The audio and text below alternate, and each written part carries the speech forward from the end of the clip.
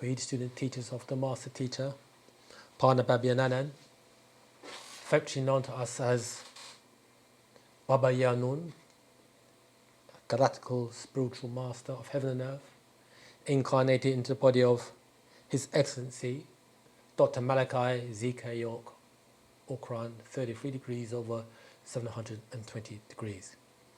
I am Haptui Re Atam Hatap.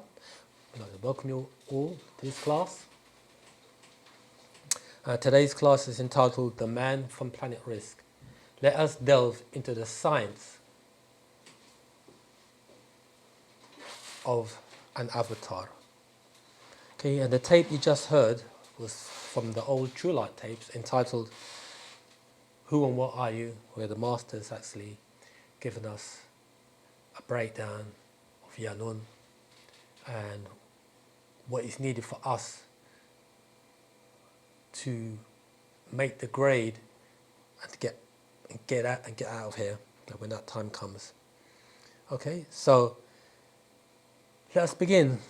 Hope that we can be heard on Zoom and Clubhouse. Can you be heard? Take it, we can. So, okay, Moisar. So for this, sorry, we can be heard, yeah? Tua? Fantastic. Okay. Today we'll be reading from this scroll entitled Man from Planet Rizq. Can you all see that? And this is the first scroll the master put out in these study book number 1, Supreme Mathematics class. It's the first one that he put out, and it was said to me when I received this scroll to study this in depth. And that was back then, and you need to realize that all the scrolls that the master teacher has put out, we should study in depth. As the master says, don't believe me, check it out. Okay? And when he says don't believe me, check it out, he's meaning that don't believe anything anybody else says.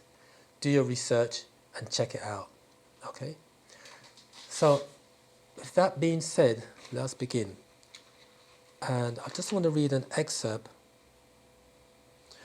This is from the beginning of a few different scrolls. I'm reading an excerpt from another one of my favorite scrolls, The Sacred Wisdom of Tahuti. This is the author's note. And this kind of follows on from what the master just said.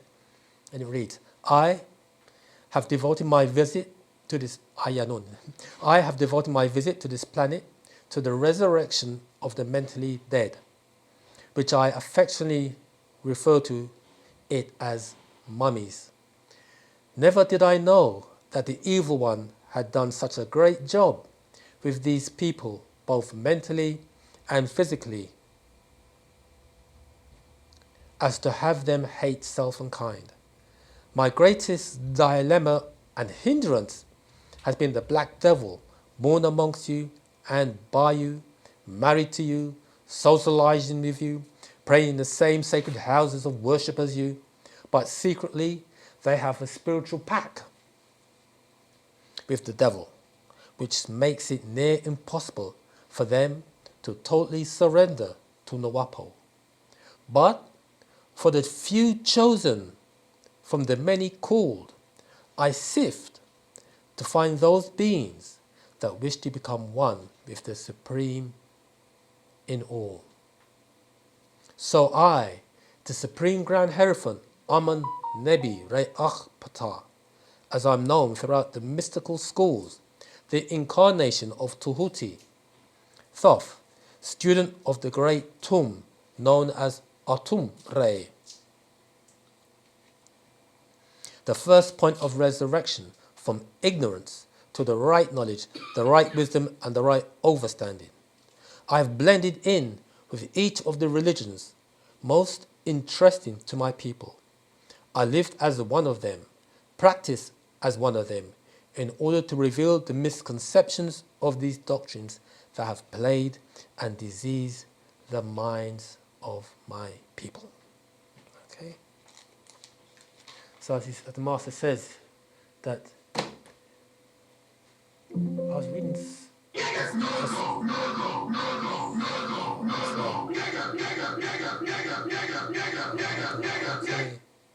I could put that one off. As the master teacher says, I had to. He says that I had to make religion as believable to me as to you, so that he could get us to absorb what we wanted, so that we will learn to want what he has really come to give. Okay? Aqar Ra'a Shafafra Rohubat Moisar from Houston, Texas. Rohubat. Okay, so let's begin reading. Man from Planet Rizq. We start from page. Oh, this is part 2. It's near the beginning. Okay, page 2. Question. Just who are you? To answer. To understand who and what I am, you'll have to first understand who and what you are. And that class begins with understanding your genetics. Did you know in your DNA, deoxyribonucleic acid, your blueprint of your genetic makeup, you have tiny explosions that go off at different stages in your life?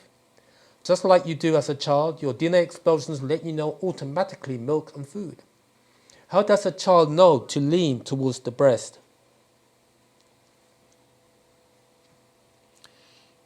Sorry, how does a child know to lean? How does a child know to lean towards the breast when they are being held in a certain way? How does a child know to reject synthetic milk over breast milk? How does a child learn to cry? How does a child know that crying gets attention and what he or she wants? How does a child know how to smile? I will tell you how. All of these things come to you at a young age. Children learn these things naturally. It is all pre-encoded in your genes. You are naturally infatuated by lights and flashes, loud noises and bright colours. So, if you dangle bright colours in front of a child, the child will stop and gravitate towards the bright colours. If you were to turn on a television, the child would rather look at the commercial instead of a movie that may no longer grab their attention as fast as a commercial. So, when you watch a commercial, they know what they're doing. They know the psychology of the mind of people. And that's why you watch a commercial. It may last for about a few seconds, then it shifts to something else for a few seconds, then it shifts to another thing, because they know that impressions last in our mind, and it forms an image in our mind's eye to buy whatever they want to sell us. Do a test.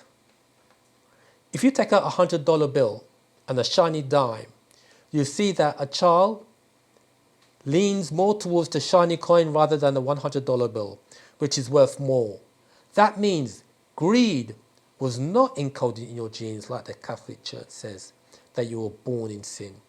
You are attracted to the glitter. Reaching for glitter introduces naiveness, which eliminates the presence of the devil. There's a certain amount of innocence in the glitter. There's a certain amount of inquiry in the mind. Therefore, it is encoded in your genes to go off at a certain time to be infatuated by the glitter. Hear this now, fam. It is encoded in your genes to have a vivid imagination. Then after that, it is encoded in your genes to have a vague imagination. Why do I say vivid first and vague second? Because a child does know Soyalac, Infamil or Procibi from each other. And then the child knows the difference of artificial milk from her mother's milk. The child recognizes taste. It is able to make that decision. A child will reject synthetics, artificial things. First, the child is vivid. A child knows her parents. That is why when people other than the parents pick them up, the child begins to cry and rejects that person. A child has to be taught how to become vague. Once the principle of vividness and vagueness manifest in the genes, will is born, willpower.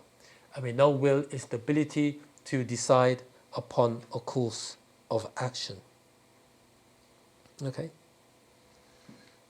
Will is neither objective or subjective, it just is. Question. You said that once the principle of vividness and vagueness manifest in the genes, will is born. What do you mean by this? I explain it here. Answer. Will is the mental faculty by which one deliberately chooses or decides on a course of action.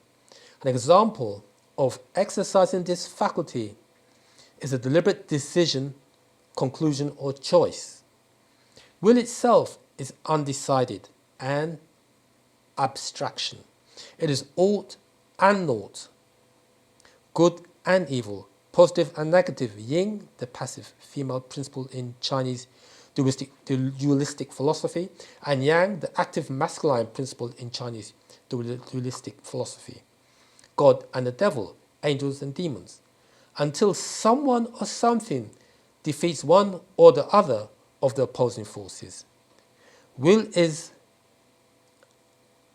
a factor in something as simple and common as deciding to move your hand. First, you think it, I want to move my hand. A war rages inside of you, then you either do it or change your mind. Your will can also determine whether you want to live or not, as you fight within your soul to make a choice. Will is not good or evil, it is undecided, an abstraction until someone or something exercises one or the other of the opposing forces, good or evil. In other words, will is to do what one chooses, to have one's will, to see fit to one's own thinking. You were born with 360 degrees of knowledge inside of you, 180 degrees of positive and attracting or pulling force, which is a centripetal, and 180 degrees of negative and repelling force, or pushing force, which is centrifugal, masculine and feminine respectively. Not as in good or bad, although they can be used for either, but opposing forces like magnets. When you are making a decision, you fight a battle of good and evil. That struggle within you are two warriors evenly matched, grappling to overcome one another. One male, the other female. There you go. Centripetal and centrifugal forces. All of these things are affecting your heart seat, your heart center. All of these things are affecting your heart center.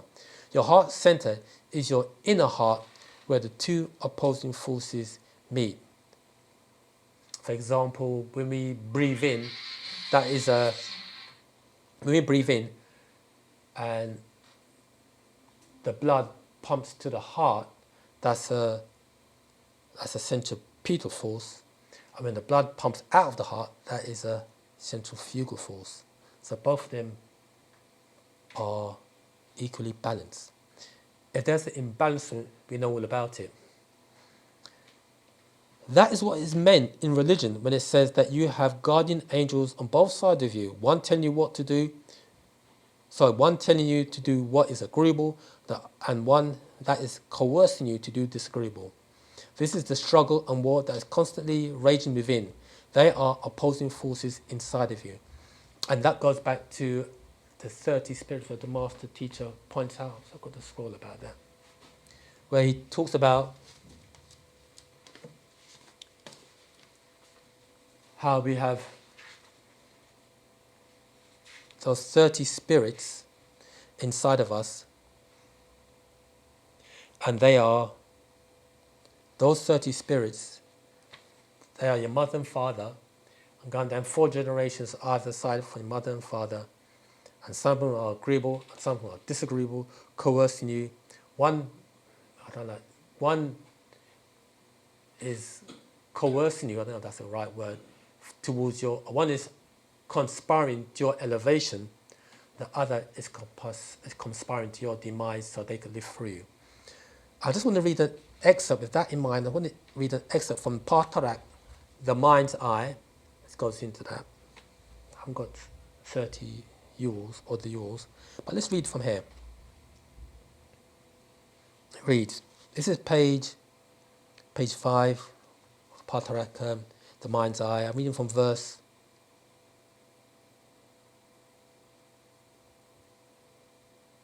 76. And it reads, now this can be done by the 27 spirits inside of you. 77. I say 27 or not 30 because minus you, one less is 29. 78. If your two parents are still alive in this physical world, that is minus 2 more from the 30. 79. So 3 minus 30 is 27 spirit beings that exist in your genes, your own relatives that exist within your blood. 80. They can affect your thinking, your moods, your health, your actions, your dreams, your visions. So these 27 spirits can run your life positively and or negatively. Okay. 81. Spirit or spirits within at work. 82. Evil or good beings who once lived in flesh. 83. Many wish to use your flesh to please their own emotions, loss. 84. It can be deception or guidance. 85. Yet they don't come from outside of this dimension. 86. They are trapped here in this third dimension. Many trapped here by their lust of this world. Lust can also pertain to sexual desires, and lust can also pertain to the attractions of the physical world. Okay. 87. So once they died, they are trapped here, yet can't feel. It's a form of hell to them. Yet can't feel. It's a form of hell to them. 88. So they seek to use others' bodies. 89. And the easiest way is when a person is intoxicated, drugged, drunk with strong emotions of anger, jealousy, hating and lusting. 90. These emotions open up this dimension to the underworld of this same dimension. 91. The 9 lower gates, and people in those states have walk-ins and become possessed. So now I just want to stop there and say this is that so the Master is talking about this, the 27 spirits that's inside of us by way of our own ancestors who's crossed over. Some agreeable, some disagreeable. But apart from that, you also got the influence of the environment which we live that also plays a part in propagating negativeness and or positiveness. So you may, but because we are more than likely influenced to do negative rather than positive. And the reason for that is because of the atmosphere that we're in, or really we are coming out of that 6 ether force that's within the atmosphere, and the 9 ether forces, the positive forces of coercion towards elevation or conspiring to our elevation is now precipitating the atmosphere. And as we're breathing in those 9 ether forces, it's going to have an effect and affect our thinking towards elevation. That's why Wu-Sabat is here. That's why the Master Teacher is here. And that's why we are here in this day and time. Okay. And by the way, this is we are in a day and time where many of the Master's predecessors, many prophets, messengers, seers, they all long to live in this day and time that we're in, because of the fact that they all knew that Yananan would incarnate. And all the secrets, all the doors, all the mysteries will be opened up. All the books will be opened up. They all long to live in this day. And this is a most awe-inspiring day and time that we're in. And we can go into that. And when the land was in full activation on Tamaray, you go there, you see this eagle soaring above. The master goes, that eagle up there, it's not because I'm here, because that eagle is representative of you all, because you all are here on this most holy land. Because this is a great day and time that we're in. So let's not take it for granted. Let's take advantage of this day and time and what we've got in our possession. Yeah, I think that's it pertaining to that. Right, continue reading from Man from Planet Rizq. Okay, let's continue reading. Page 2. The beings, unless anybody's got anything to say, continue reading. Nothing on Clubhouse, Zoom? Okay, let's keep the flow going. So, the beings that created you, Panatharu, have encoded all of these things, or pre-encoded, all of these things in your genes. I'm going to stop there again. The master teacher also said about what we hear, this Wu-Sabat doctrine. He said, it's not a learning tool. He said, it's not as much a learning tool as it is a remembering tool. We've just forgotten. So because what this is doing, when we read about genetic explosions, little tiny DNA explosions, what it is that we are waking up. And when we hear the master's voice, or when we hear Wu-Sabat, or we may hear a brother or sister propagating, and there's a spark that occurs in our minds. That is an awakening. And that is because something was said to you, and he said you can talk about like an alarm clock going off. It's like an awakening that happens. A door that was locked opened up. A door that was locked unlocked. And as we keep walking through in that direction, opening that door, we start our journey. But of Wu-Sabat.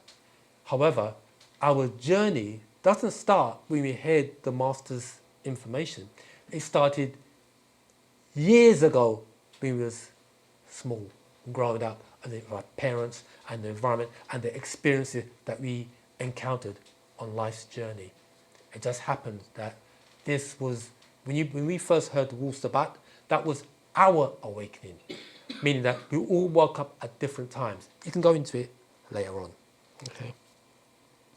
So, read that again. The beings Panatharu that created you have encoded all of these things in your genes. Vividness is, I know exactly what I want, whereas vagueness is just the opposite. The weaker or lower side of human beings lean towards being vague. The divine and supreme side encoded within them is leaning towards being vivid, concise, precise, and exact. It's telling you that.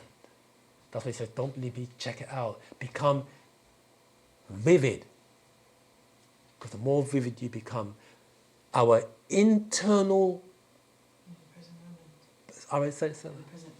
Yeah, live in the present moment. He talks about that in the scroll as well. He said, what happens is when we become vivid, what begins to happen is we become co-creators of our own reality. You see, using our subconscious mind, because the creating faculties are powers of imagination, are powers of visualization, is internal, is subconscious. Then we bring it from that divine realm of the subconscious mind to the conscious mind. Okay, and I may talk more about that later on. if you all ask the right questions. Okay. We, on the other hand, in our true form, talk about as an Ethereum. We, on the other hand, in our true form, are born outside of ourselves, 180 degrees male and 180 degrees female as fraternal twins, one agreeable and one disagreeable. It's not saying disagreeable as in evil, it's just talking in terms of polarity, okay? And then you've got the extreme, which is evil, you know what I mean? And you've got the extreme on the other side, which is being placid, okay? Bam, when you stay right in the center. There are times to be agreeable and there are times to be disagreeable, see? And to be times, when we say time, there are times in our lives we have to be agreeable and times we have to be disagreeable. Exercising those principles is exercising ashok, divine unconditional love. Because people tend to think divine unconditional love, ashok, means to be treated like a doormat. No, sometimes you've got to be firm and you've got to use that disagreeable nature within us to get a job done, or to you want a child to move in a certain direction. Sometimes you have to use that disagreeable nature, and at times you have to use the agreeable nature. You know what I mean? But when you start slapping the child upside the head, you know what I mean? That's tipping over disagreeable. That's like, what do you call it? Brutality, no, Rizq. But there you go. So, truth is vivid, and lies are vague. To be good is vivid. To be evil is vague. But you know what they say? People say a lot of things, right? But they tell the doggone lie. You know what I mean? God, the cool man commits a crime, right? And his attorney says to him, no, let's plead. His lawyer says to him, no, let's plead innocent, you know, or plead guilty due to diminished responsibility. So I think so they'll lessen the charge, and you know, so the lawyers, is it lawyers or liars? Anyway, so to be good is vivid, to be evil is vague. This is just one level of human growth. If you log the stages of maturity of how men and women change to certain likes and dislikes, each female, what it's saying is, if you log the stage of maturity of how men and women change to certain likes and dislikes, as we're growing up, you may like peanut butter sandwich when you was young, but as you go older, you overcome that and just like bread and butter instead. You don't like the peanut butter anymore. So you're growing, isn't it? We grow certain things. We outgrow certain things. I mean, we should do. Isn't it? Okay.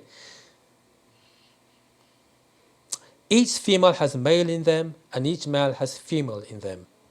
First stages in the womb, there is no difference until they leave the state of dependence and become independent. If you watch this transformation, when children go from birth to ages 1 to 5, to 5 to 7, to 7 to 14, then changes from 14 to 18. This is encoded in human genes. This is invoked to go off in the human psyche, soul, essence, mind. Well, hormones like estrogen in the female and testosterone in the male are secreted, released. These are physical reactions that have an effect on the human psyche. And the higher beings, the etherians, they can influence our decision making by way of influencing the secretion of certain hormones in our body. Okay. So our growth our elevation is determined by the release of certain hormones. Okay. Hormones are nothing more than chemical messengers that's within the brain, okay, or just around the body. And certain exercises that we do, especially breathing exercises, as an example, can preempt the release or activation of certain hormones from certain glands in our favor. Okay. I've got here, I continue reading here. This is where a lot of Eastern religions get the predestination concept of all things. Good and evil are controlled by the Most High. Psalms 82:6. You are what you are. If you are a drug addict, then it means it must have been destined in your genes. If you are a drug addict and cleaned yourself up, then that is in your genes as well. this points to another thing, is that life is not linear. We don't move in one direction.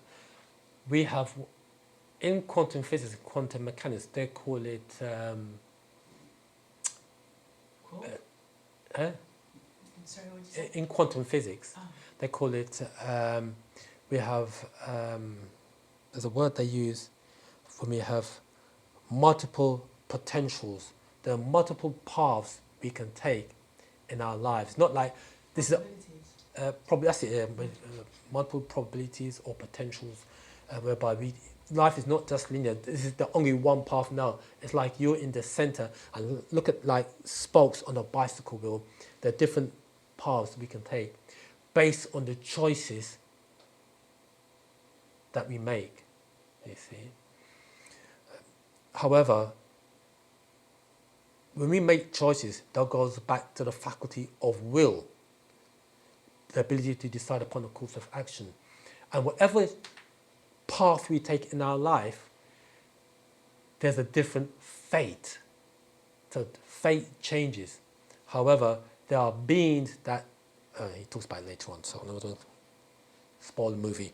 Okay, if you ever notice, most prostitutes look alike. Most giants and midgets look alike. Isn't it strange that when they are casting for a movie, there's a certain casting system? They hire a casting team, and all the bad guys have a certain look, and all the good guys have a certain look. It has nothing to do with race or color. So they call it profiling. Because a person, let's say outside the movie, a regular guy in the street, because a certain person looks a certain way, they're profiling the individual. I mean, so you go into the shop in the supermarket, and the security guard, once you walk through the door, as far as the security guard is concerned, you're a potential thief. So he starts to follow you around, and pretending like the guy's a potential thief. While he's looking at you, right? Someone else, looks like the regular guy on the street. He's got his bag there, or old granny's got the bag there, filling the thing with a shopping bag full of food in it. Anyway, so they know what they're doing. Okay. I'm just going to jump a bit because there's quite a lot of stuff I want to get through here. While others may regress, and for those who just come in, I'm reading from the scroll Man from Planet Rizq. Okay, this is page 3. While others may regress and become extremely...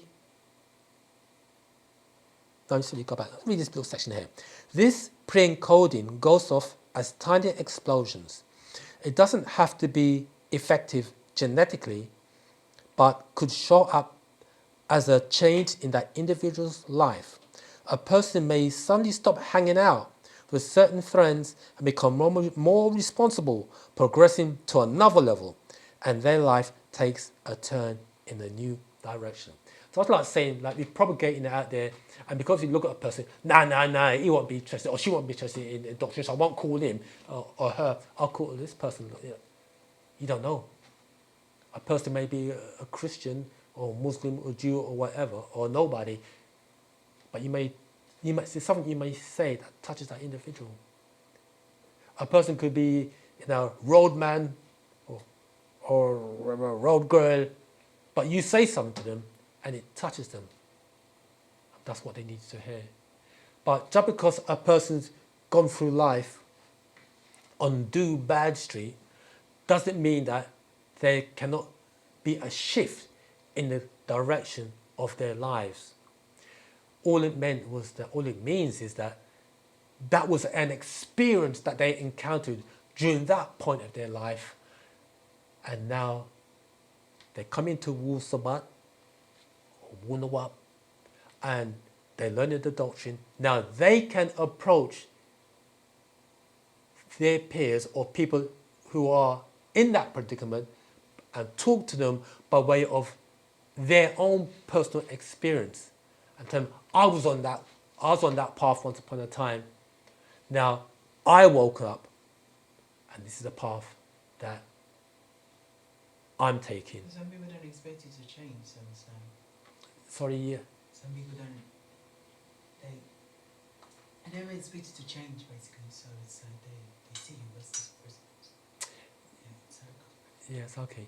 Yeah, the master says that we should not expect no one to change.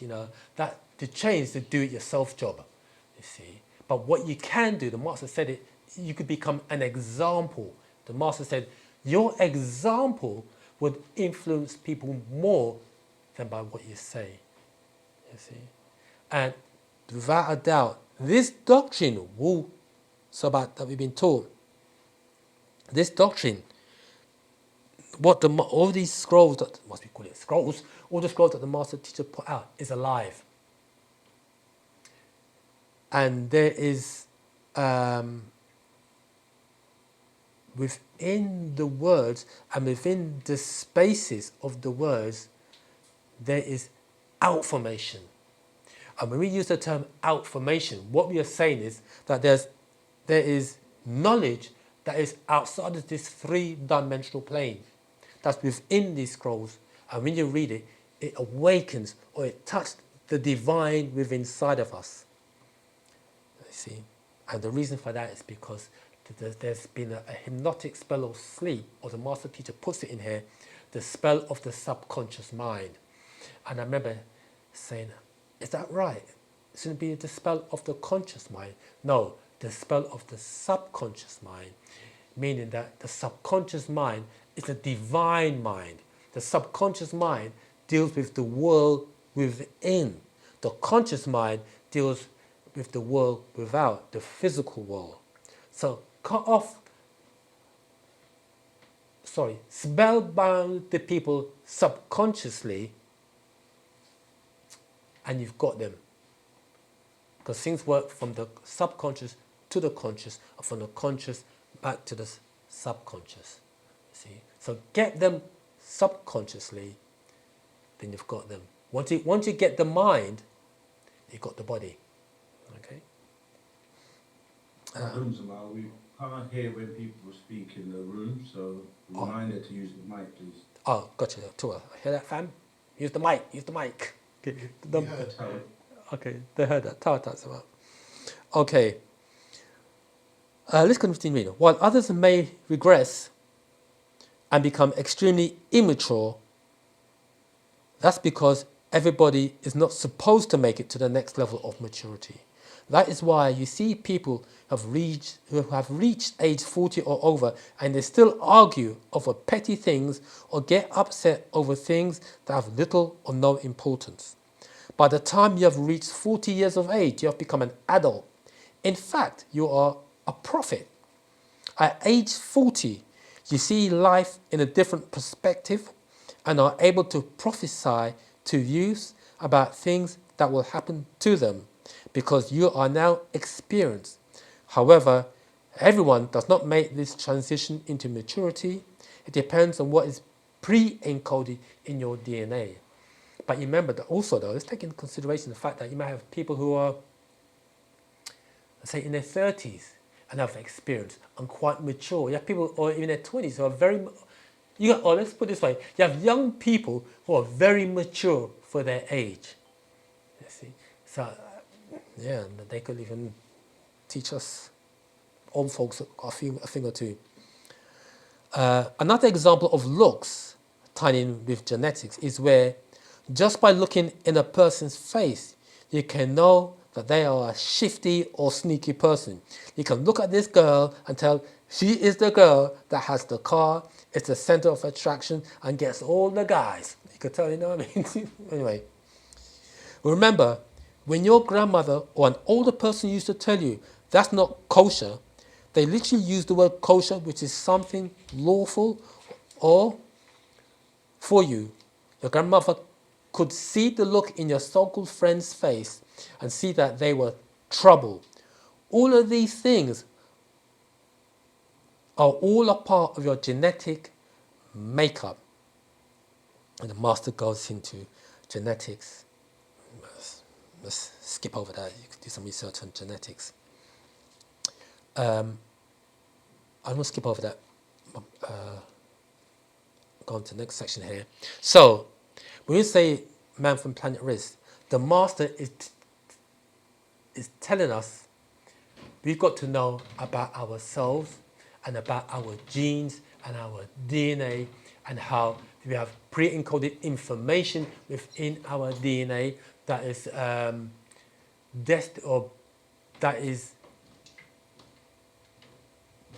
that is to go off at a predestined time, pre-encoded. Okay, what does this mean? This means you are a subtotal of your experiences, meaning whatever you take in, whatever you are exposed to, whatever afflicts you physically, helps to make your personality, which can become a part of your DNA, your genetic coding. And so, meaning that the environment in which you're in has an influence on our DNA. It doesn't matter if the father or mother has the physical affliction, it can be passed on to the child, much like any other disease such as diabetes, arthritis, sickle cell anemia, cancer or mental instability or physical disabilities, muscular dystrophy or multiple sclerosis. These examples are understood to be inherited traits from your genetics. So there are certain things within our genes that all it takes is a trigger switch to switch it on, then we become afflicted. Okay. It says it here. But what about those things that are from external influence? For instance, if a football player breaks his leg, that break can become a part of his genetics because the information is now being encoded. He broke his leg, and now it's encoded that within that break is encoded within his genes, within his DNA, as a message there. Okay. Then, if he has a child by someone, that trait can be passed on to that child and become a part of the child's genetics. So, even though the child will not be born with a broken leg, the child's leg will be weak in that spot. And that is why it is very important that you watch what you ingest while carrying a child in the womb. We're talking about feminines here.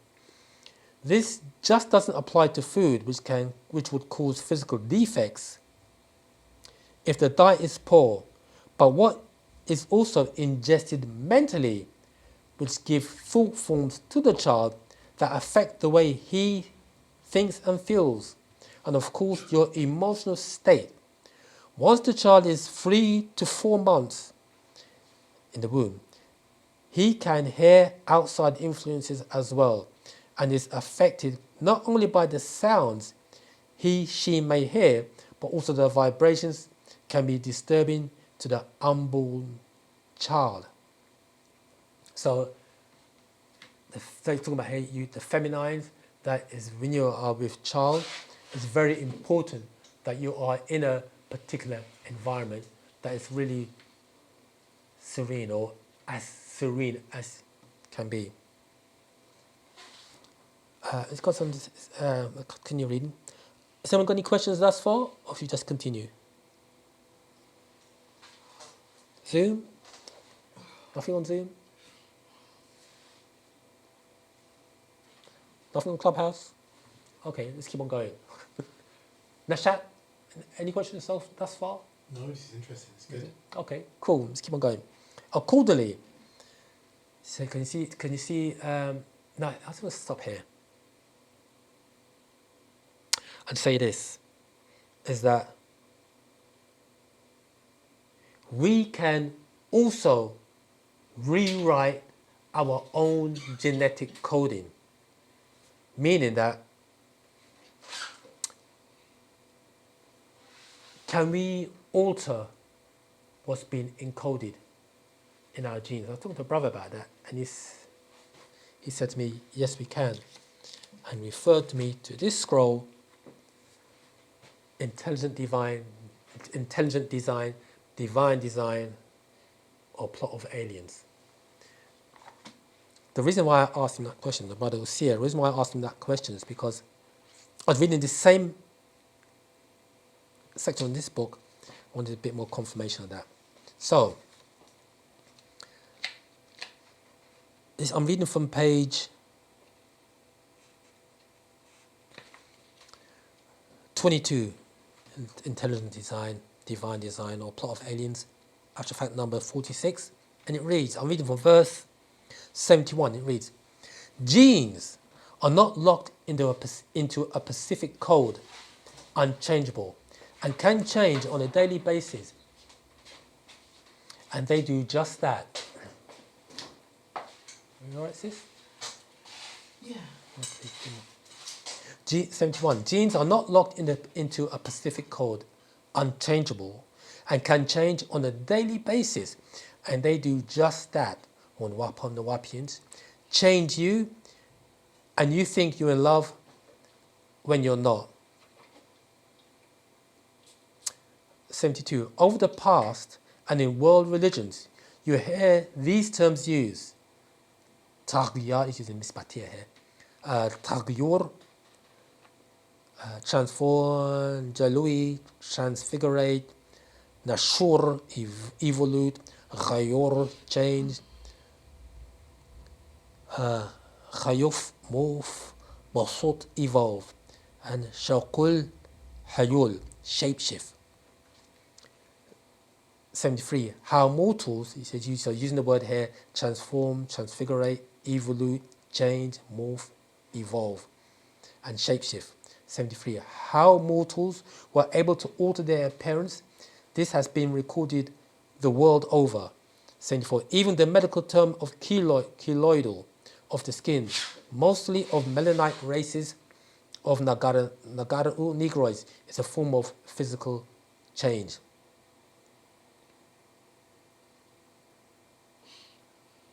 I just want to drop down to verse 82. Munwapov, the Wapians of Wunawap, that very word, kayof, morphine, and kayaf uyi, morphic. You must understand that the primary components of life are orchestrated by something or someone.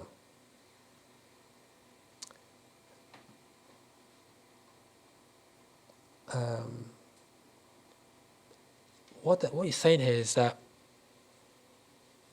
have you noticed how we may have 46 chromosomes, but there are plants and certain animals that also have 46 chromosomes.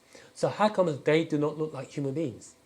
It's because there's what is referred as a morphic resonant field. And there's something, as he says here, there's something or someone controlling that morphic field as to why certain plants or certain animals may have 46 chromosomes like human beings, but do not look like human beings, they look like a plant or a different type of animal or caterpillar or whatever. So this is what he's talking about here. 83. The morphic resonance thinkers say that even though you appear separate, you are bound together in a common field.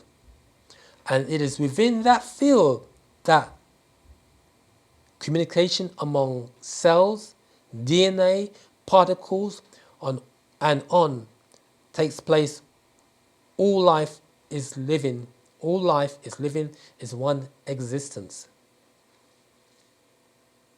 84. I'll read that bit again. Morphic resonant thinkers say that even though you appear separate, you're bound together in a common field. And in quantum physics, they call that quantum entanglement, whereby we are entangled or linked to each other on a quantum field, which is, or another term for quantum field, is on a subatomic level. We are all interlinked. And when we say all interlinked, we are also interlinked galactically and universally. And even takes you back to the omniverse, which goes into a whole new thing. Also interdimensionally as well, we are interlinked. Or we have communication to beings outside of this three-dimensional realm. Okay. For example, when we're doing certain chants, or even when you're thinking, or when our brainwave let's say, for example, you do a lot of breathing. Say you do a lot of breathing as an example. Do a lot of breathing, and your brainwave frequency level can drop down from a beta level, which is the waking state we're in, to an alpha level, And if we let it drop down even further, we now are able to communicate to beings on the fourth dimension plus. He talks about it in Man from Planet Risk about the shift, the dimensional shift that's taking place. We approach that later. Okay. The morphic resonant thinkers say that even though you appear separate, you are bound together in a common field, quantum entanglement.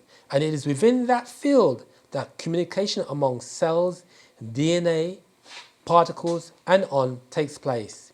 All life is living, is one existence, and that existence is from we call Pa'ut or Pa-Pa'ut, the all. When we say the all is existence. 84. While the neuroscience explain or try to explain gravitation and outline what they call invisible force of dark energy, dark matter, neutrino, which is a black neutrino, which they claim holds all things together. 85. Dark energy being a form of energy that permeates all space and can affect the rate at which things move through the universe and counteracts gravity. 86. Dark matter is barely detectable due to its low radiation emittance and gravitational effect on the things surrounding it. 87. The same scientific reasoning or hopes, faith, beliefs and theories also tend to divide everything into separate mechanistic and material categories. 88. Getting somewhere, fam. 88. The same as DNA. They now know that, in fact, there is only one race, the African original black man of South Africa, from whom all others came. Yet he will separate people into races, salalu, and give each names, countries, dialects, and say humanize are separate people, not to admit that the Labin Salal, the white race, came out of the black race, just as the Muhmar'u reds, Musmar'u browns, and Musfar'u yellows, all from the original Khamim Zazaz, black man. I just want to stop there.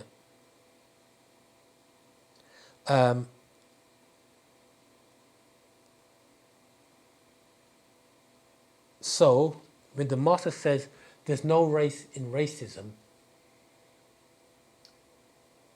because we are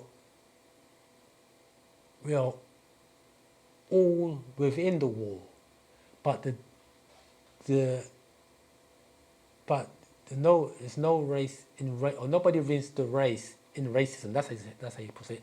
Nobody wins the race in racism, but there is a term there's a term called being a racist, but the master says being a racist is like, when I use that term, it's nothing. It's like saying I am a physicist, somebody who studies physics. This makes me a physicist. Somebody who studies biology is a biologist, and somebody who studies race will be a racist. Yeah. However, there is right racism and there's wrong racism. You see. So wrong racism when it is used to keep other race or races oppressed, suppressed, and in a state of depression. So, but right racism really is race pride or self-pride.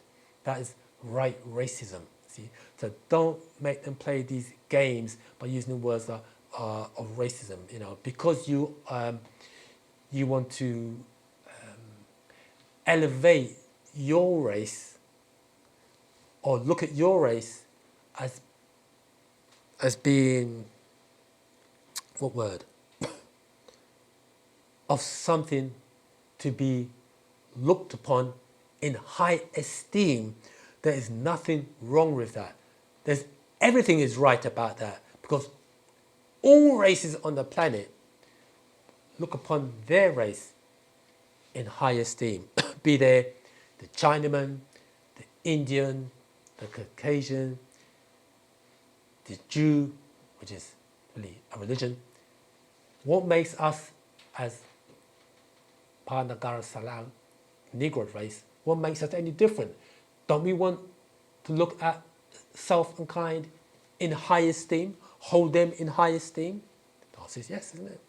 I mean, we look upon ourselves in high esteem. So when we look upon ourselves in high esteem, we look upon each other in high esteem, and that's called self-pride and race pride, or love of self and kind, kin. They all want kin, kindred. You know, what's that word they use? Blood. Okay. Don't read here. I don't jump to. Okay, let me start from 8. Go ahead. So Jose, Rohobat Sama, greetings. From Zambia, Go ahead. what will be the pathway in order to get back to a level of high esteem into black people? Is through the culture, or there is something else that needs to happen in order to bring back this higher self-esteem and greater connection between ourselves? Right. That's a very good question. You use the word culture. This is very, very important. But before we go to the word culture, first of all, we've got to look at ourselves first in high esteem. Look at yourself. Love what you see in the mirror. Love the reflection. Love what you see reflecting back to you. That is step 1. Step 2, Jose used the word culture. The culture is very important because culture is all encompassing, meaning culture is our means of identification. Our culture embraces or includes the deities, our language, our dress,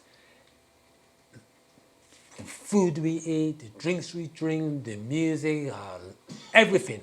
Culture is the umbrella by which everything is all inclusive of us. It is our means of identification. If you do not have a culture, then the question is, who are you? You see? So, 2 things. You use the word culture. Okay. Yeah, sis? Yeah, cool. Got some water? Yeah, that would be nice. Okay. Probably can get some water. Yeah. Yeah, so culture is all encompassing. And that's why Wu-Sabat is our cultural way of life and living. And it's something that has, culture is something that was, Wu-Sabat is something that was, Thank you. Wu-Sabat is something that was imported to the planet from the higher beings. So Wu-Sabat as a cultural way of life and living is something that came to the planet from those on high. And there can be nothing more higher than embracing your own culture of Wu-Sabat. So once you embrace your culture, embrace yourself and embrace your culture, you are elevating or you are creating self-esteem. Okay? Hope that makes sense, Amal. Couple of questions on Zoom, someone. Oh, good. Okay. Understood. Appreciate love. Appreciate love. Got it, Zamal, more questions on Zoom? Kobe, did you want to go ahead and ask yours, or should I read it? Okay. Right back. Can a parent pass on a genetic change, e.g., an injury, to one of their offspring that are already alive? Yes, yes, they can. As we explained, I'll read that bit again. Right back. Can a parent pass on a genetic change, e.g., an injury, to one of their offspring that are already alive? Yeah, the answer is yes to that. When I say read it again, I mean that I'm going to read it from Man from Planet Rizq. It reads here,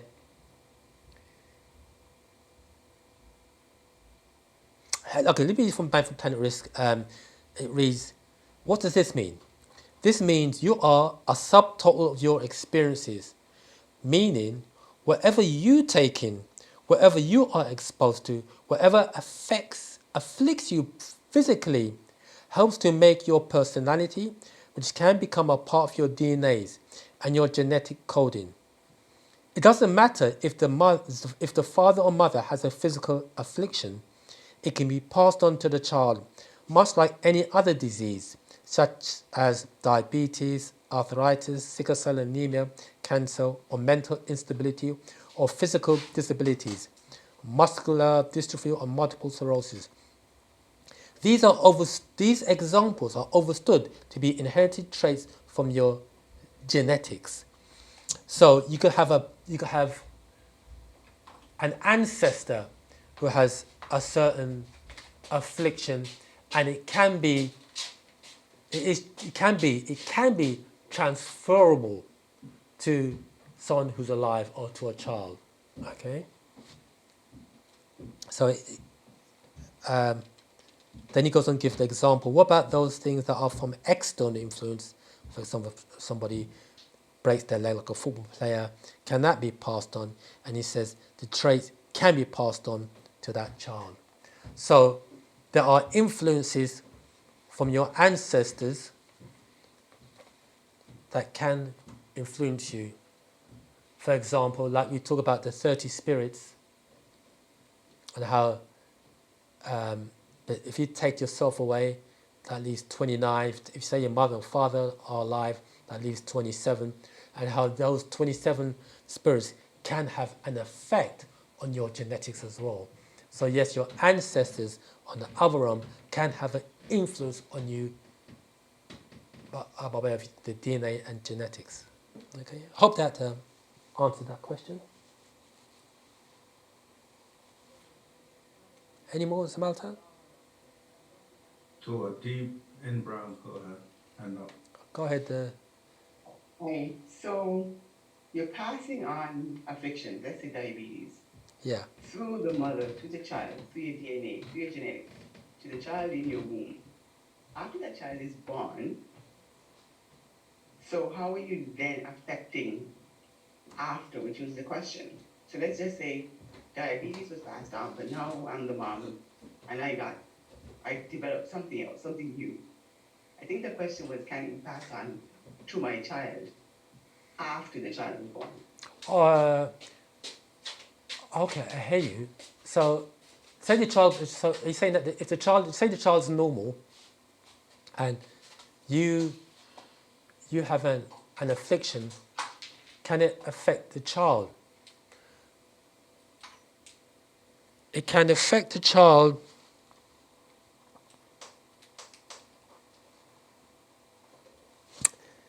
It can affect the child by way of what was referred to as the morphic field.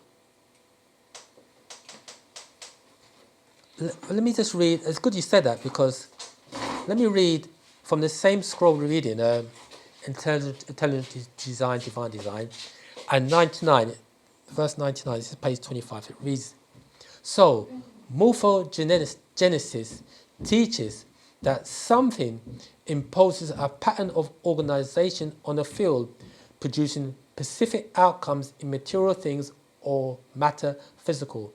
These fields are not fixed, they evolve.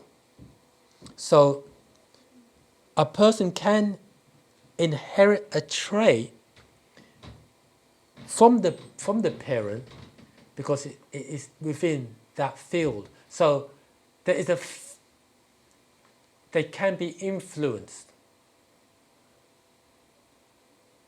They can be influenced. That's the word that is can, not they will be, but they can be influenced by the morphic field. Okay. For example, let's give another example. It's like Would it be the equivalent of having a cold? having a cold. And you're in the same house and you're in the same area. Yeah. Your mother has a cold and then you get a cold. Yeah, you would get a cold because the little small Droplets. droplets that's in the environment, and it can affect you. You see, so there is a that is called the morphic field. However, you do have the power, the ability, and capability to override that as well, by way of your thoughts. You see. For example, let's give another good example is like how Usain Bolt ran the 100 meters in 9.53.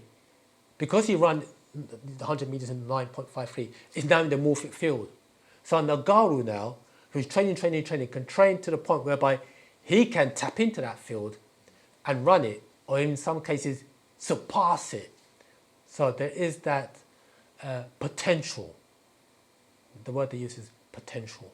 I'm assuming it doesn't have to be the relative. It could be Anybody in the field, yeah. You see. So hope that answers that question, N. Brown. Okay, Kamal, sorry, yeah. Okay. Dara was next. I'll read it out for you. Please. Yeah? It's Rahabat. Question, what type of music and vibrations should babies hear in a positive way? Okay, the master explained about natural music, natural sounds. It's very hard to find natural sounds. But the master did say that the nearest you would get would be reggae music. Not raga, but you know, or dancehall, or them, I don't know what kind of, you know, them, what do you call it? Rock rider music. You know, so, but the master said the nearest one you would get would be like reggae music, you know. If you can't get that, then I would recommend, me personally, what I listen to the Om tone. I listen to the Om tone. I listen to the Om tone a lot, hours at a time, you know. That's what I personally listen to. The reason for that is because that tone is it's a tone of the universe. The master teacher explains it. That's a good question. The master teacher explains it in the black book. From last time I said I didn't have the black book, but this time I've got the black book. Okay, let's just read it here. It's the black book, reading from, we're going to get the page.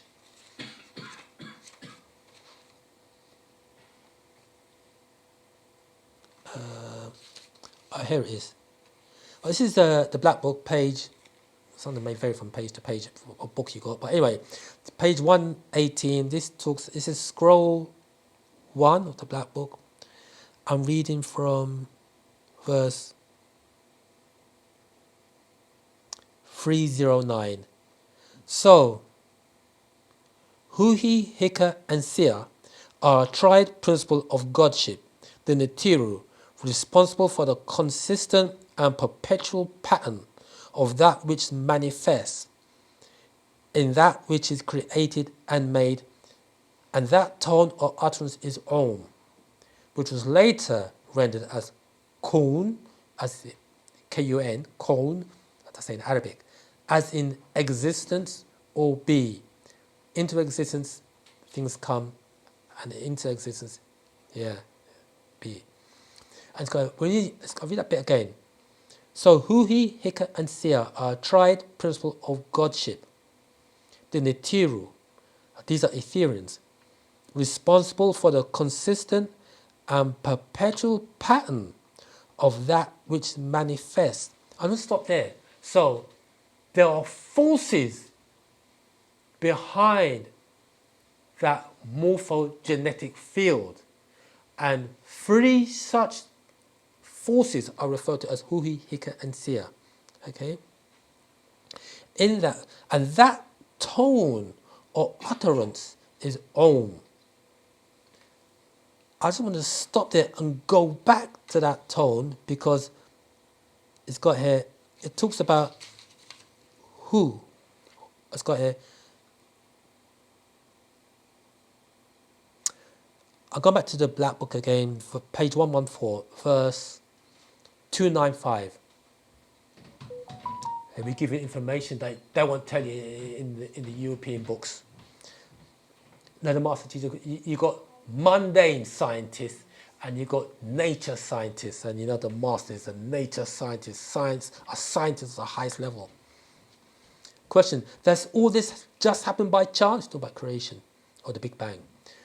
295. No, it is a master plan with countless experiments. Certain experiences fail, certain experiments succeed. One such being is referred to as Hu, the creative force of will. And this entity dwells outside of this time zone. It is extra or interdimensional being.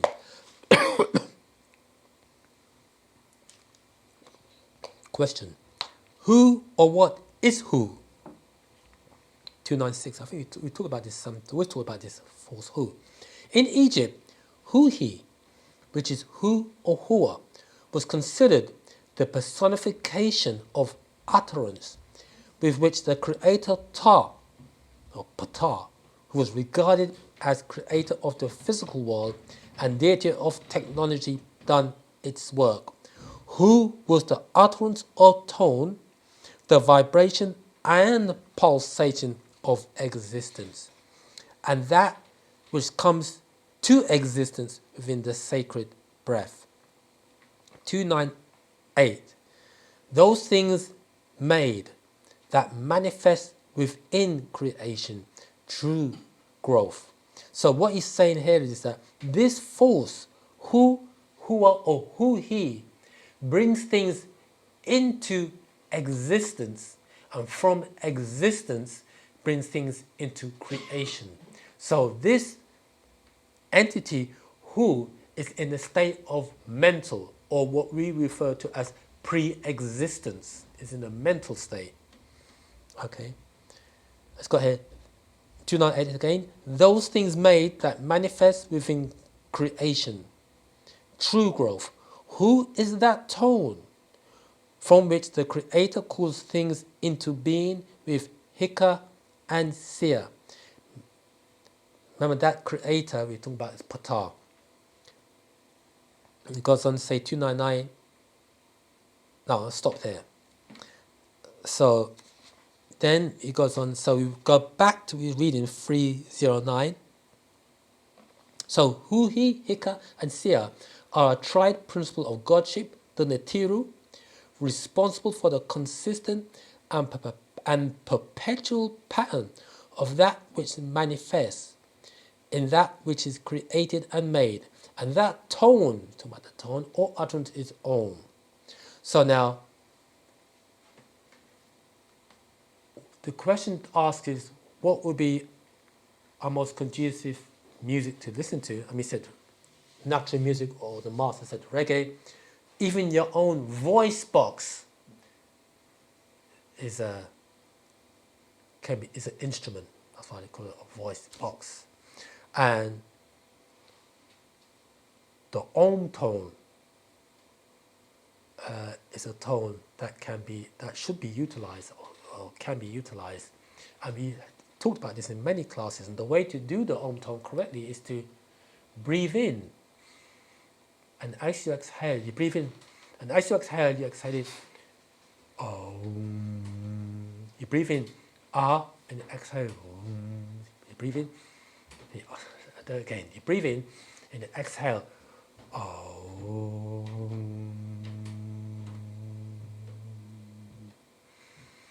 Om. Is it the vibration? The vibration. So when you say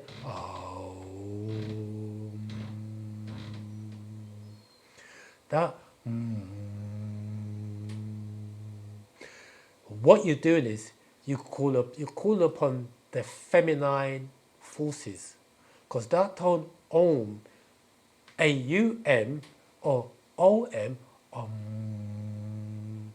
or you may hear Om, A-U-N, you are call upon the feminine forces of natural nature, because that A-U-M or O-M or A-U-N ties into mother, or we say M-Other.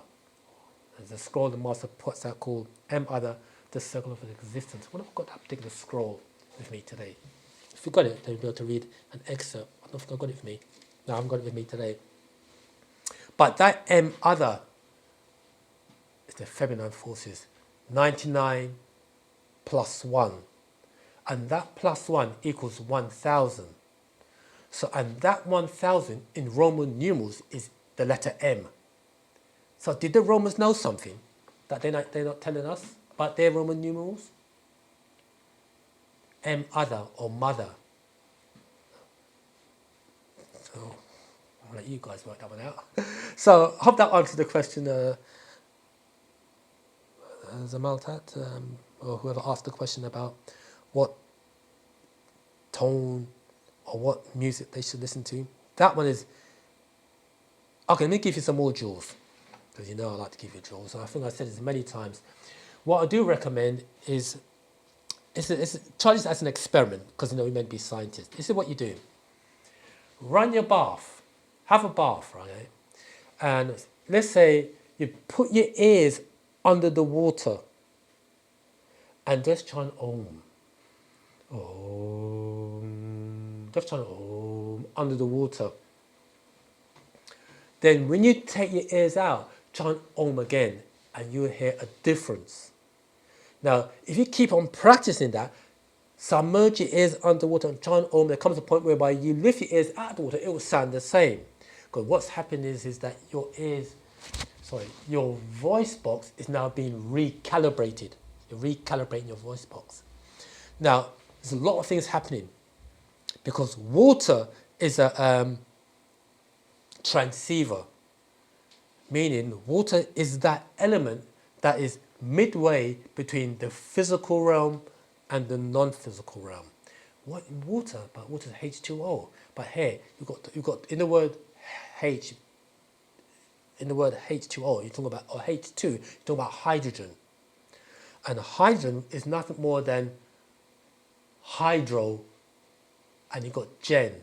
And hydro pertains to water again, and gen, that which generates or that which produces water. And that hydrogen atom is not fully physical and it's not fully non-physical. It's that midway point. So water is that element that when you're charging the Om, using that, try that experiment. A lot of things will start happening with your internal body and all these different type of things. Yeah. So try that experiment with the Om tone. The water technique. Try that. And not only the Om tone, but any chanting whatsoever. Try that and you'll feel the difference. You know what I mean? And because the water is a transceiver and it's acoustic, the water is very acoustic, it will emanate within your bathroom. Well, put it this way, not just emanate through the bathroom, it emanate through the whole house, you know. But practice that, fam. Hey, you know the chants that we got? I chant Panin Safakawun. You do all those chants. Do it underwater. You could commit to memory. I have to hold a piece of paper and get wet. So do that under the water. You hear a different tone, frequency, and vibration all together, and it will recalibrate and realign your voice. And not only that, the effect it will have on your physical being, and anything that has an effect on your physical being will have an effect on your spiritual being, because everything is based upon tones, frequencies, and or vibration. So hope that helped. Fam, any more questions before we continue? No more questions? Let's continue. Yeah, one more. Oh, that's it? Oh. Henry, how can we change our DNA? Could you explain or touch on it a little bit more?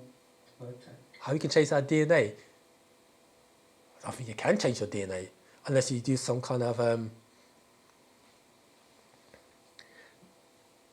yeah, you can change your DNA, but you need to that's a good question, you know. That's a really good question. I'm going to answer it like this.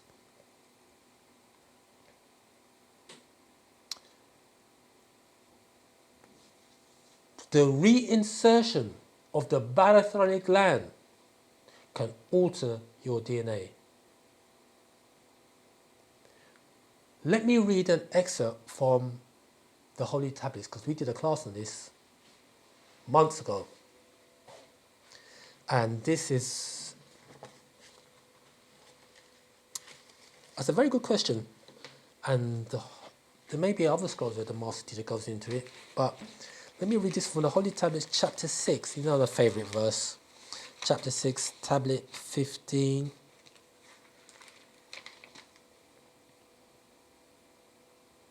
And see how the Master Teacher puts it in here. Okay.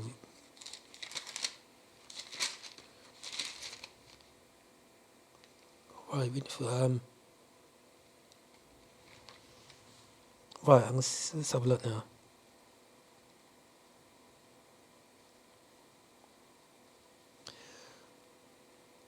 Okay.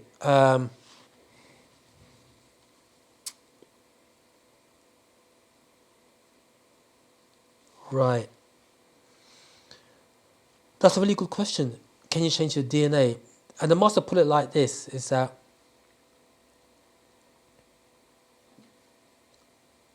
we would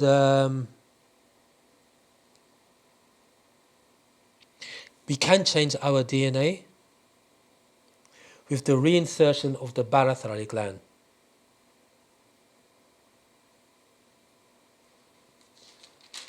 And with the reinsertion of the barothoric gland, there'll be alterations of our whole physical body.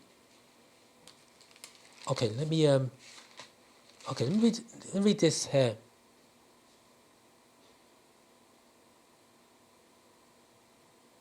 Okay, there's a lot here in this particular chapter. Okay, fam, Holy Tablets, chapter 6. This is something to write down. Start from, you can read this in your own time. Holy Tablets, chapter 6, tablet 15. Start from 145, reading down. And he explains it in depth. So, can we change our DNA?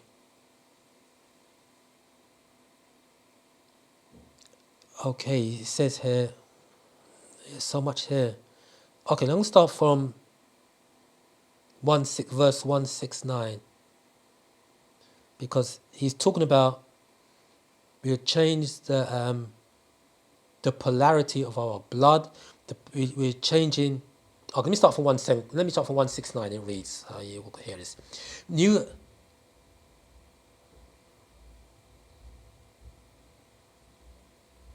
No, let me quickly. That's a very good question. Let me read this. Let me start from 156. It reads, as the arcs of light begin to change from the amber light to the green light, a different light force is beginning to work with the electromagnetic forces. Because you read 145, go back to 145, verse 145, he explains it there about there's the green light coming in. Okay. 157, this is causing the magnetic fields of the brain cavity to be sufficiently raised to a higher mental frequency. This means, fam, is that, you know, we talk about the beta level and the alpha level, etc. He's saying that it can surpass all them levels. That's what he's saying there. I mean, to a higher mental frequency, 158, allowing the Enoshites, it's about in the Garden Adu, to receive whole light being, to my Ethereans. Upon the reinsertion of the barothoric gland and the reactivation of the supreme melanin.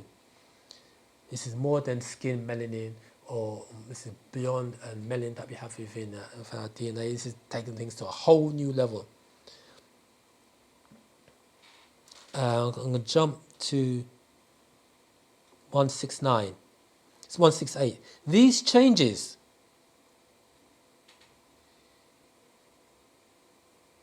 let me start from 167.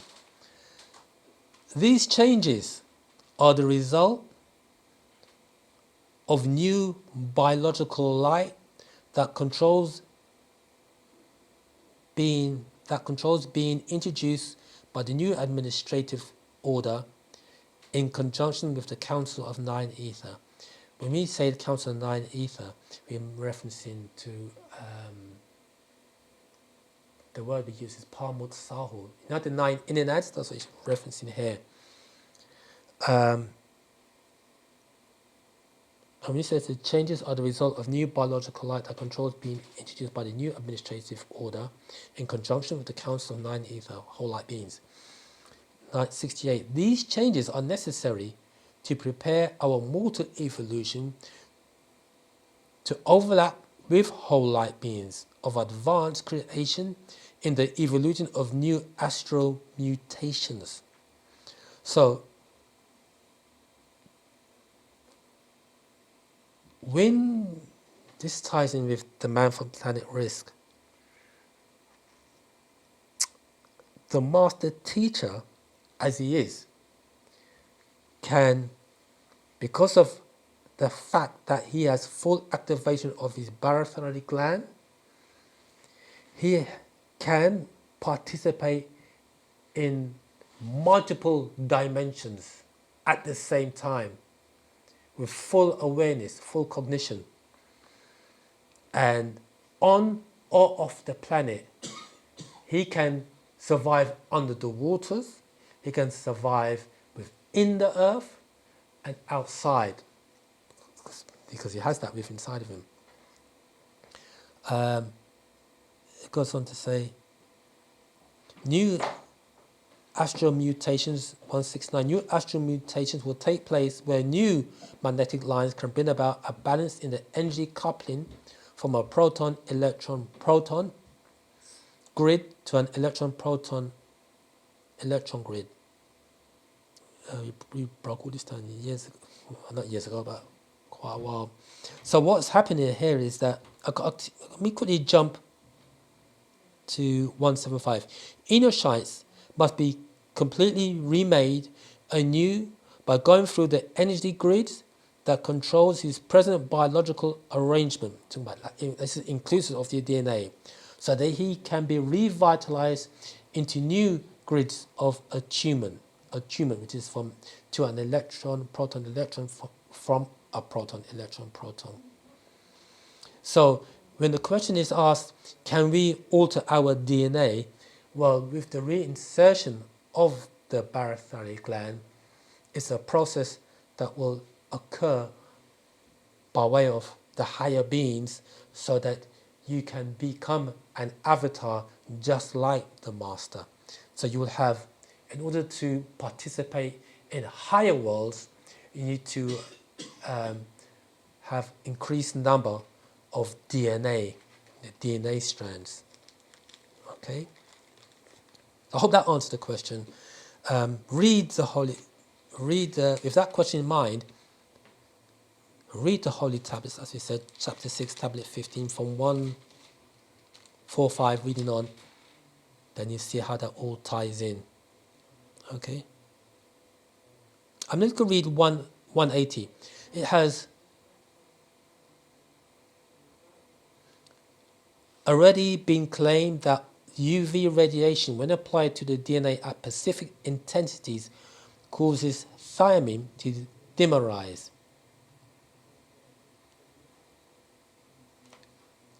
Dimerize means by way of DNA genetic mutating.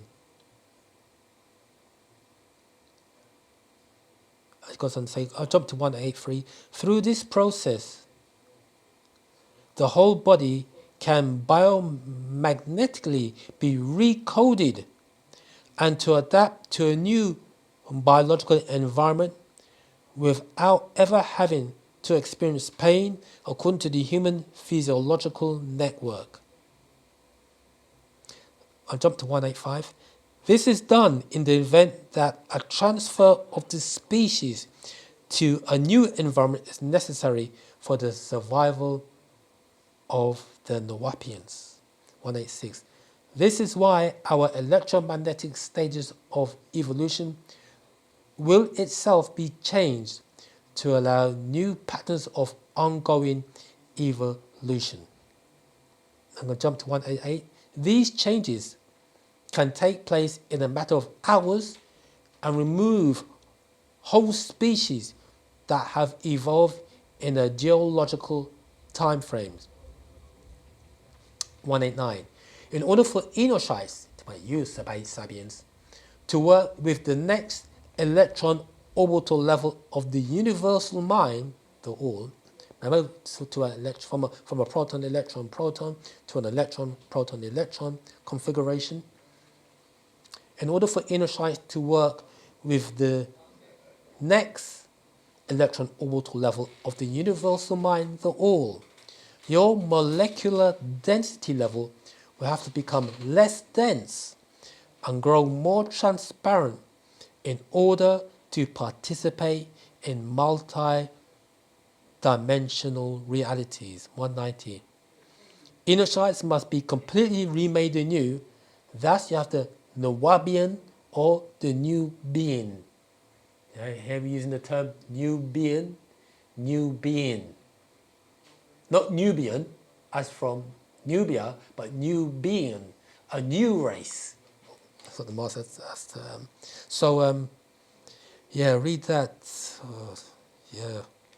So I hope that I answered that question about can we alter our DNA? Alias Sky, you got your hand up? Was that on Zoom? Rahobat Zamaltat. Okay, I had a question. It's relating to the circadian rhythm. Okay, circadian rhythm, yeah. Yeah, and so what I wanted to know, if you can assist, is you see when it gives the times, yeah, of is that word, is it trow for the blood glucose levels, yeah, is it trow, is that how you pronounce it, trow? I don't know. T-R-O-U-G-H, is that trow? Spell that again, please, Malta. T-R-O-U-G-H. Trough. Oh, trough. Yeah, trough. Oh, okay. Yeah. Right. Yeah. Okay. My question is, okay, so you see when it shows, so like it says at noon, yeah, Okay. and at noon and at 10 p.m. Yeah. and then 5 a.m. Yeah. Do you know when it's showing the processes of things that can happen in terms of the peak levels for glucose and so forth, yeah, and it shows you from 1 p.m. to 11 p.m. and then 1 a.m. to 4 a.m. Do you know what happens around the time of noon and 10 p.m.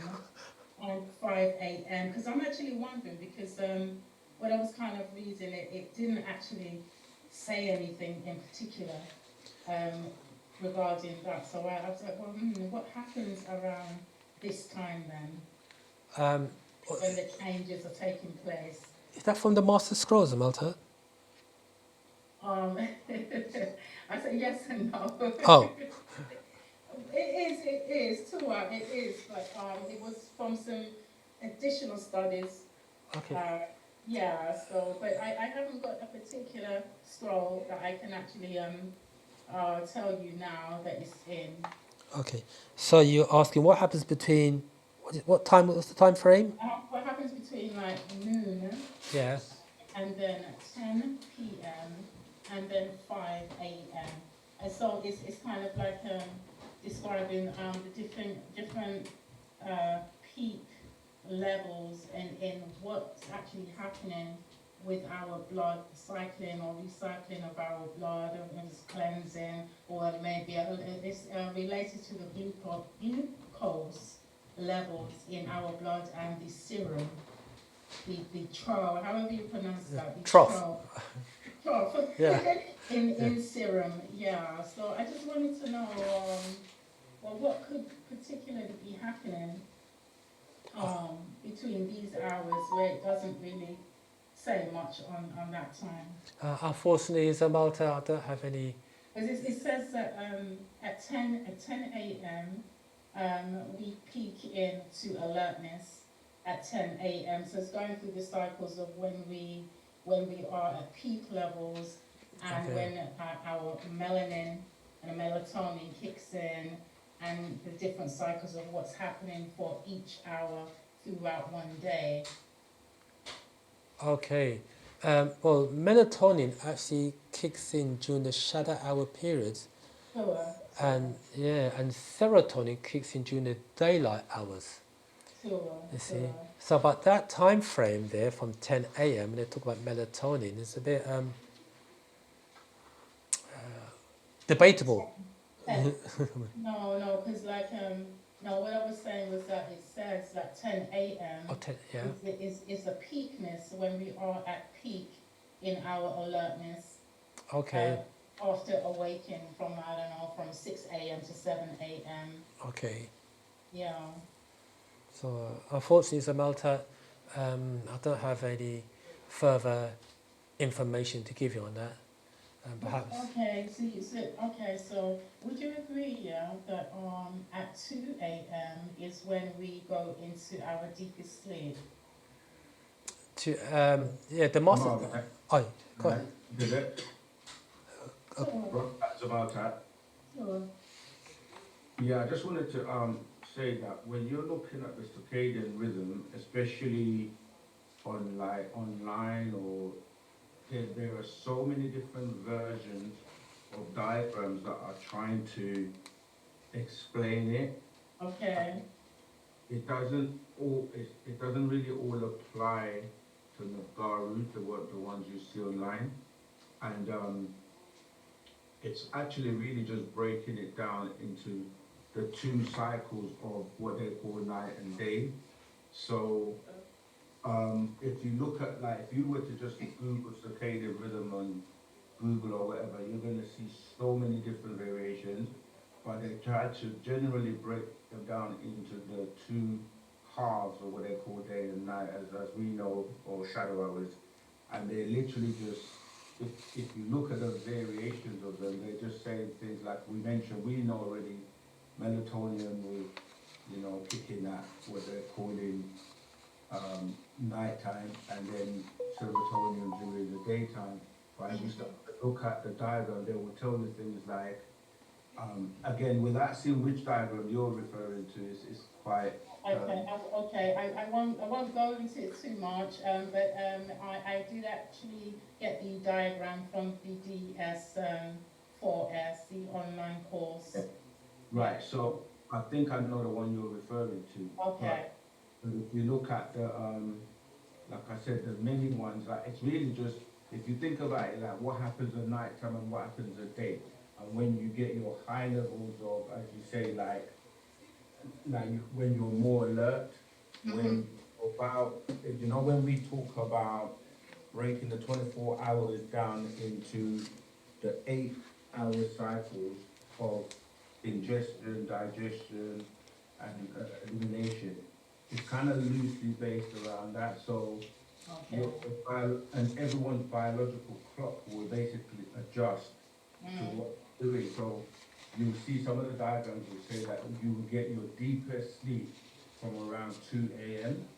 And we know, by 3 a.m. gates open and beings coming. So that's right. I was thinking about that. Sleep. Yeah. So even though you're supposed to be getting your deepest sleep at that time, we come at 3 a.m. if you're awake, and that's when gates open. So they might say something like your blood pressure is gonna rise during that time, and that you can trade that between, say, around 4:30 is when your body temperature will be like at its lowest, because that time you're supposed to be in deep sleep, because That's correct. Yeah, that's exactly what the diagram says. From on 4:30, the body pressure is at its lowest temperature. That's exactly.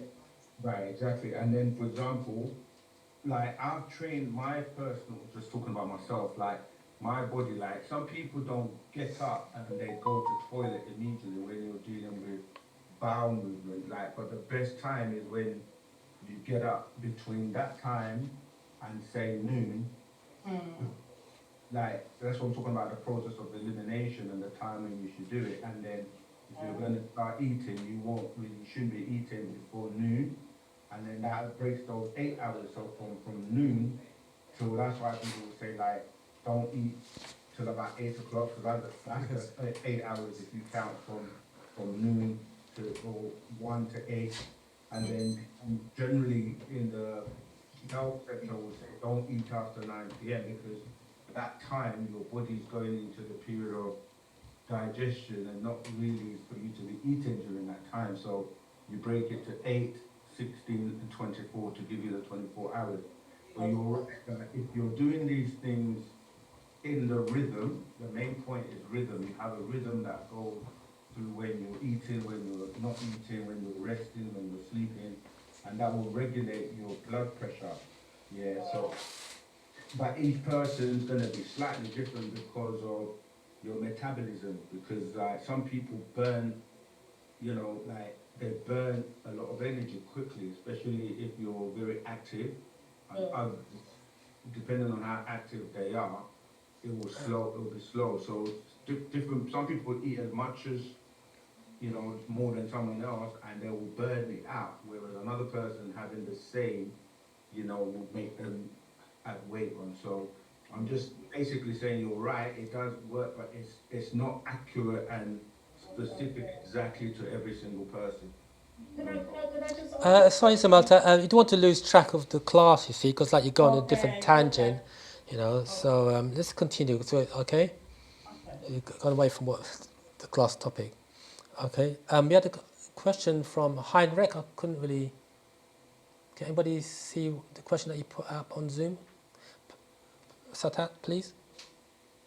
A class that Dr. Dushman York did, and he said our master teacher is the one with the golden elixir.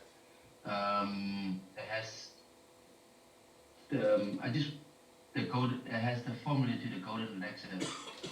Is the golden elixir, is that what will change? Is that changing our DNA, or is that changing our cells, or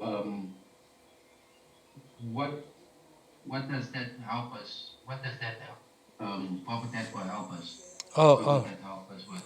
right. The golden elixir, the gold elixir. Most of the conscious societies say talking about a golden elixir that will help you to transform you.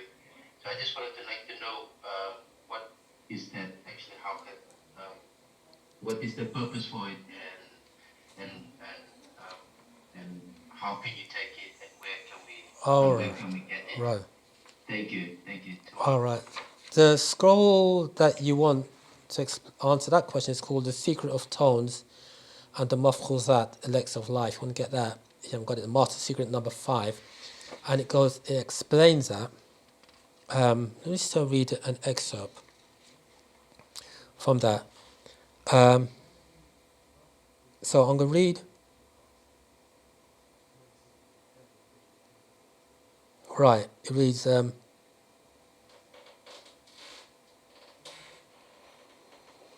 Okay, let me start from.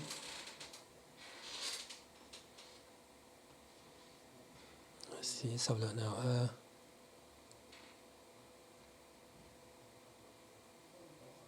Okay, I'll read from page 5.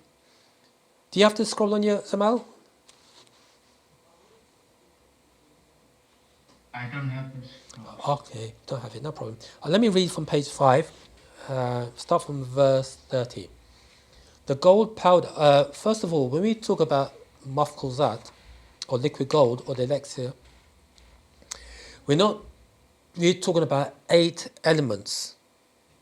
Okay, and they're referred to as monatomic elements. Okay, or part of what's called known as the platinum group metals. And it goes here. let me read. I'll start from 1. So, okay, maybe from the Secret of Tones and the Mafkuz that. Verse 1 reads, For you, Nawapians, children of the overseers of Orion and Cyrus. 2. Provided for you, Kharudu Empa Monozaru, children of the overseers, on this Mikab Ta'a planet Earth, the monatomic elements, all 8 being transition metals. You've got the 8 here, diagram. So you've got gold, platinum, iridium, rhodium, osmium, palladium, silver, and ruthenium. These monatomic elements all make up what's referred to as liquid gold. 3. Transitional element metals are metals that can transit or move between different states from metallic to monatomic or one atom. Mono, one, atomic, of or relating to atoms. 4. A single atom no longer having normal metallic characteristics yet, Hasud now possess superconductive capabilities and chemically inert enough to be ingested to repair your DNA. So, with the ingestion of this liquid gold or the monatomic elements, your DNA will be enhanced, it will be repaired and be enhanced. Each of the 8 monatomic elements Hasud vibrate on a frequency. These elements also correspond with the 8 octaves of music, notes of sound. 7. In Masak music, there are notes, pitch and key, and sounds. And sounds are tones, and tones are frequencies which can affect you inside and out. I was going to quickly jump to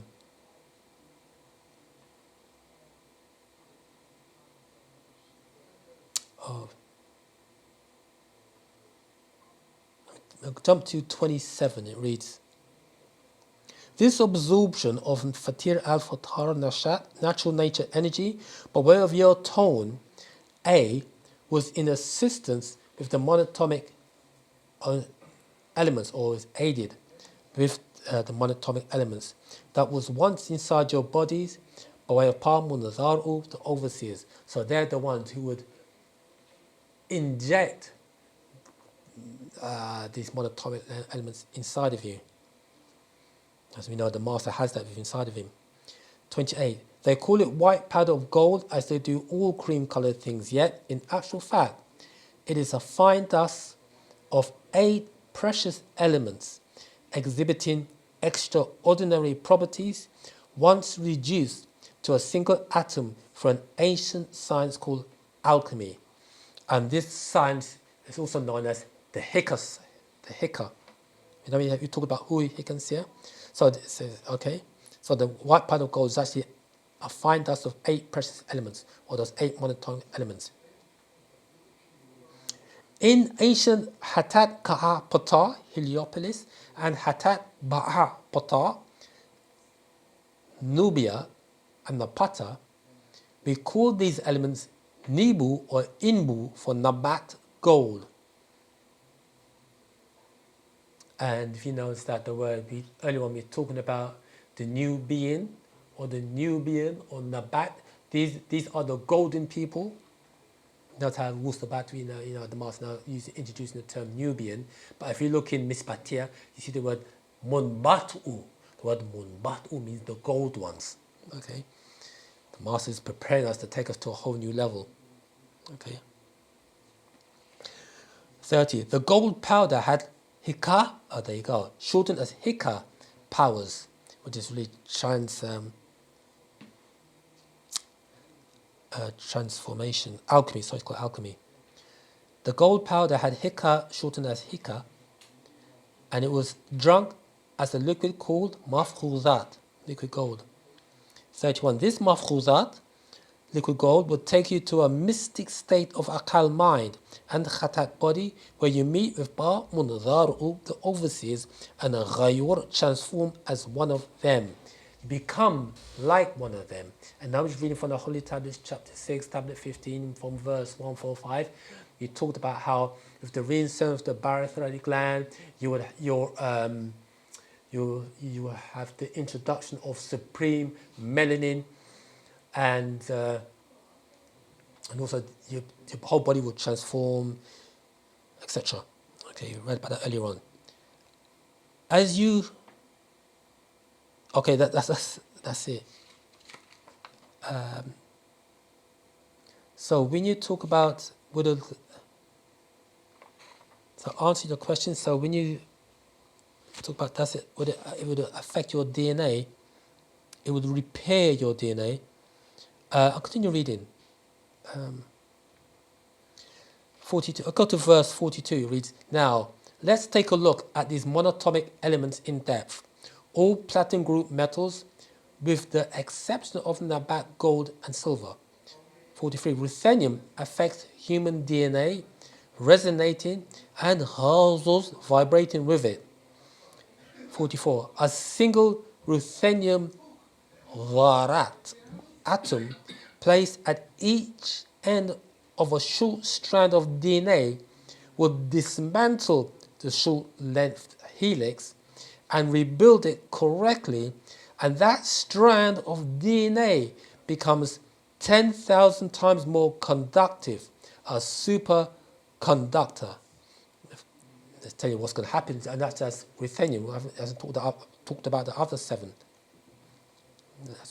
45.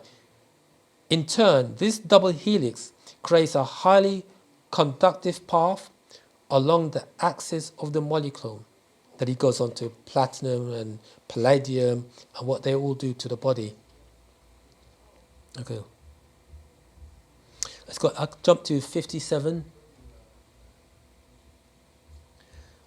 It is by the powder of these monatomic elements overall that restores youth, stimulates the pineal gland, allowing an open gateway to your akal mind for dimensional safur travel, instant manifestation of fakor thought, and superb awareness or supreme consciousness. Well, that's next level, isn't it? Not super consciousness, supreme consciousness. 58. Also affecting weight for ascension, as in levitation, or a Nabit Gharad golden child who can also ghayur, transform, or levitate at will.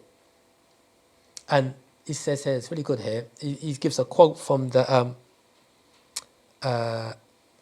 Bible, Exodus 32:20, and it reads, hear this now.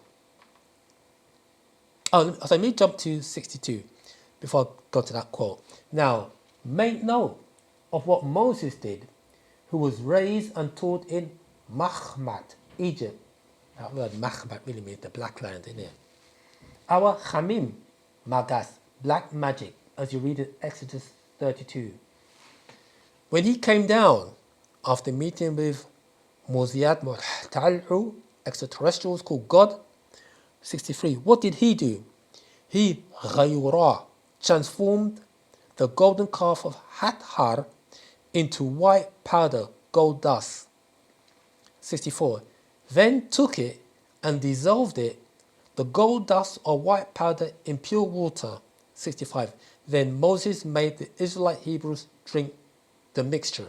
And if you go to Exodus 32:20, it reads, and he, this is Moses, took the calf which they had made and burnt it in the fire and ground it to powder and strawed it upon the water and made the children of Israel drink it. 66. Why did he do that? Only you, Munwapo, the Wapians, know the hidden secret of the liquid gold. 67. After you drink, you feel inside a strange feeling as you ghayur, transform back to a nabit kharad, golden child, or you let it dry into a powder. Let's go ahead. I'll continue reading this. It's very interesting based on the question. 68. Monatomic gold, liquid gold, Amun, hidden. Noob, gold. Ra'ay, rays of the sun. Akh, ether. Pata, open you up. As in Amun, Nabab, Ra'ay, Akh, Pata. My liquid gold. 69. Where your body ghayur transformed to a ka'a, spirit, light body, etheric being. So as you drink in this mafkuzat, you will become an Ethereum. What we read in the Holy Tablets, chapter 6, tablet 15, from verse 145 reading down, Panda Babi Anand has given us another build, an updated build to what you read there. Okay. 69 again, where your body transforms to a spirit, light body, etheric being. 70. Mafkuzat called the Benu or phoenix or exotic matter with the ability to bend space-time. 71. How it can be used in the manipulation of space-time, or they call it warp drive or warping space. He talks about that as we continue reading on. So it's worth getting, well, Heinrich, it's worth getting that book there to answer your question, Secret of Tones, Mafkuzet, the Elixir of Life. I hope that answered your question. So in order for you to transform, you need, apart from having the barotheric gland, with the ingestion of the mafkuzat,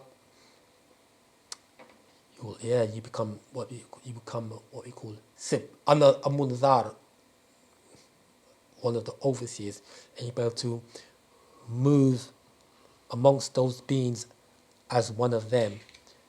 Or let's put another way, simply, you become like the master teacher. Okay, so I hope that answers your question, Zamal. Yes. Thank you so much, Abdul. You're welcome. Appreciate, love. Appreciate love, Zamal.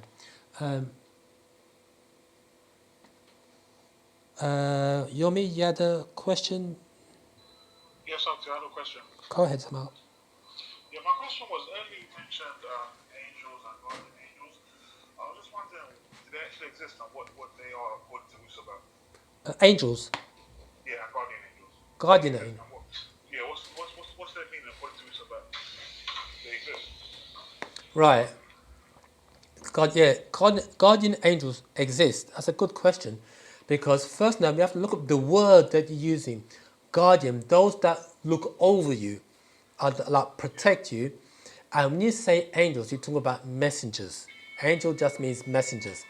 So now, our guardian angels are our munsabu relatives, or muslafu, the higher ones, the ancestors, or even the higher ones are the munzaru, the overseers. These are our guardian angels, or that watch and protect us. Like we said about the 30 personalities, and if your mother and father are alive, minus that 3 will give you 27. So amongst the 27, you may have those ancestors that are your God, that look over you, or watch over you, or protect you, especially from your mother's side line. They would look over you, they protect you, and they would send messages to you to help you move in a particular direction towards elevation. Likewise, amongst the 27, you also got disagreeables who will also send messages to you to coerce you to move in a different direction. You see, because the disagreeable ancestors, want to live life, as you read earlier on, through you. The higher ancestors they don't aspire to live through you. They aspire for you to raise up higher. So the key is to be in the driving seat, so that the lower ancestors as you read, who are vibrating on this three-dimensional plane. As you elevate, they will elevate. Because they cannot use your body for their nefarious purposes. because you're no longer feeding them. But as you elevate, they will elevate, and then your higher Sorry about ancestors. the background noise. Can I ask one more question? Go ahead, Samal. It's a bit of background noise there, Samal. I think, Go ahead. yeah. So my question was, how do some of our ancestors get trapped here? As you're saying, some of the disagreeable ones that try to lead to direct path are trapped in and they're trying to live through you. How do they get trapped here in the third dimension? In the physical Oh yeah, realm, in the planet? good question. How they get trapped in the third dimension when they cross over is because they never made the grade to elevate any higher. That's how they never made the grade for the other higher ancestors to reach them. See, so they get trapped by the spell of ghost when they transition. So They now, become like ghosts. They become like ghosts. yeah, they come like ghosts living, or they come like ghosts for lack of a better word. Okay.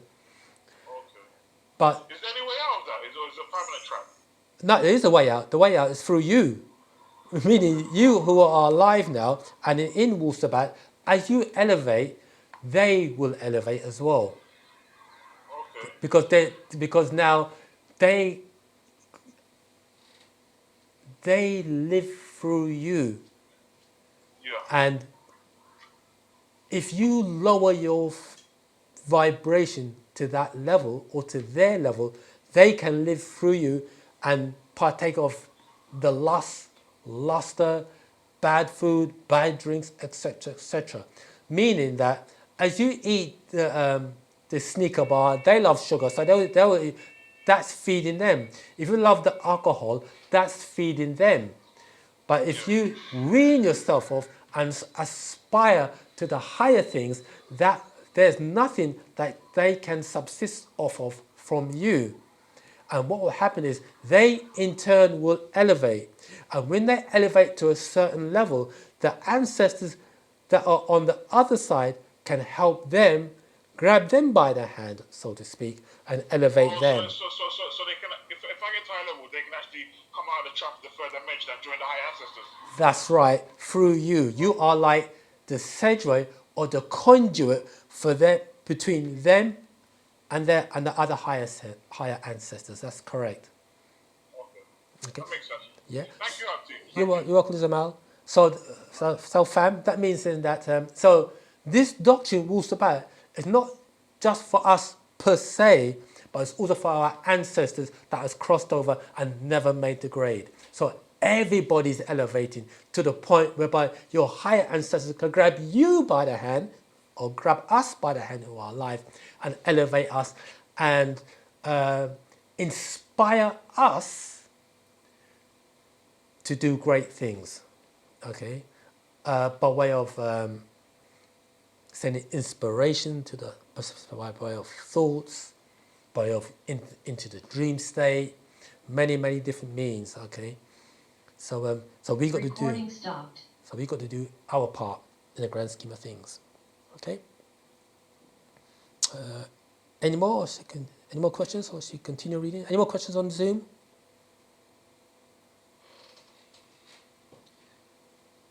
No more questions? Okay, let's continue reading. Right, again, from Man from Planet Rizq. And this is, we can jump to page 23. Now listen carefully, fam. If you haven't got this book, read this, listen to this. Then,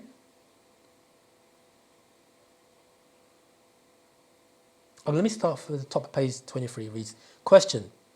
You have been teaching undisputable facts for over 25 years. How did you manage to learn and teach so much information for the amount of years you have? Answer. Panababi am a being from the 19th galaxy called Ilion. Now, this word Ilion means the place on high. You can find that particular word in the Quran, chapter 83, verses 18 to 19. Those who could speak Arabic, if you go in the Quran, chapter 83, verse 18 to 19, you'll see the word Ilion there, the place on high. We have been coming to this planet before it had your life form on it, I manifest, I'm going to read something in a minute after this, fam. I manifest, Recording in progress. I manifest into this body to speak through this body. I'm an entity, an etheric being. We watched the 3 other cycles of 18,000 years, 2 moon and 1 sun, which is part of your 24,000 years cycle, the equinox. The removal of the dust cloud from light to darkness, then to light again. I incarnated into this realm from time to time. My incarnation as an Ila Mutajasid or Avatara was originally in the year 1945 AD. In order to get here, I travelled by one of the smaller passenger crafts called Sham, out of a mother plane called Markaba or Nibiru. Then, in 1970, refer to Revelation 8:1, then in 1970, my time to come in flesh, to start my work of breaking the spell of sleep, also called the spell of Leviathan or Kingu, the moon spell or lunatic state of mind. Remember last week we did a class entitled Wu-Sabat versus Google on mental health issues. And that was due to the moon cycle that we all have mental health issues, some more severe than others, due to that cycle that we was in.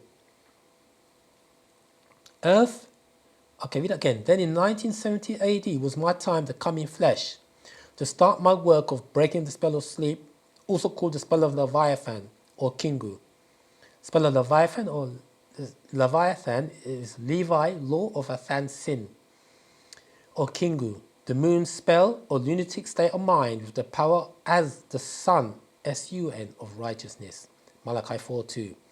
Earth astronomers thought it was a comet, which they called Bennett, that appeared on March 16, 1970 AD, 4 months before my 25th birthday, June 26, 1970 AD, the opening of the 7th seal, which marked the beginning of the Aquarian age. It's also the sun cycle as well. An astrophysicist named Ricardo Ciacconi sent up a satellite from Kenya, Africa, in the year 1970 AD to study X-rays in the sky for 3 years, trying to map our coming. The satellite was called Uhura, which in the African dialect called Swahili is freedom. Swahili is made from 2 different languages called Bantu and Arabic. That was a language created for the slave trade that occurred in Zanzibar between the Arabs, and the scientists were well aware of our coming and called us Bennett. And you notice how that word Bennett is very close to the word Banat, which is daughters in Arabic. Okay, I just wonder, with that in mind, I just want to read something from El's Holy Injil, if you haven't got it. This is the book here, this is the Master's rendition of the Book of Revelation. And I think it's page 304. Okay, El's Holy Injil, page 304. And it reads this, like in the footnotes, the true story of Bennett. We arrived in 1970 AD. The Earth people, scientists, knew very little of our natures, and out of their ignorance called us comets. We shone brightly against the inky blackness of the heavens, leaving long, luminous tails, scores of light years behind us. My light shone the brightest, so they called me Bennett, the bright star. I followed my orbit, which curved in a parabola around the sun, to a distance within their range of vision. They charted our passing, March 16, 1970 AD, as one of the most spectacular stellar events they had ever seen.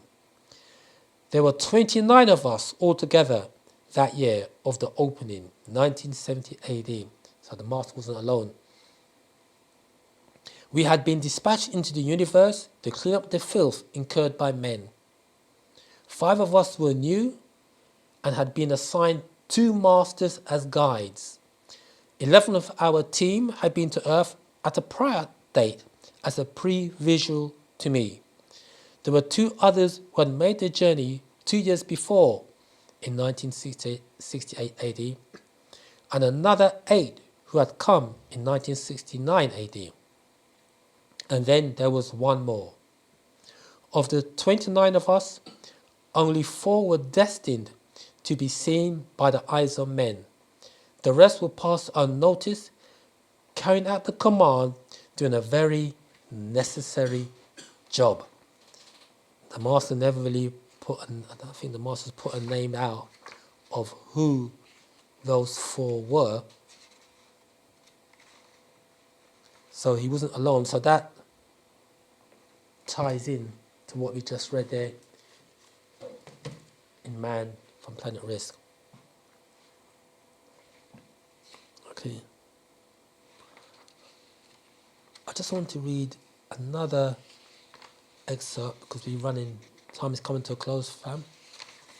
I want to read about,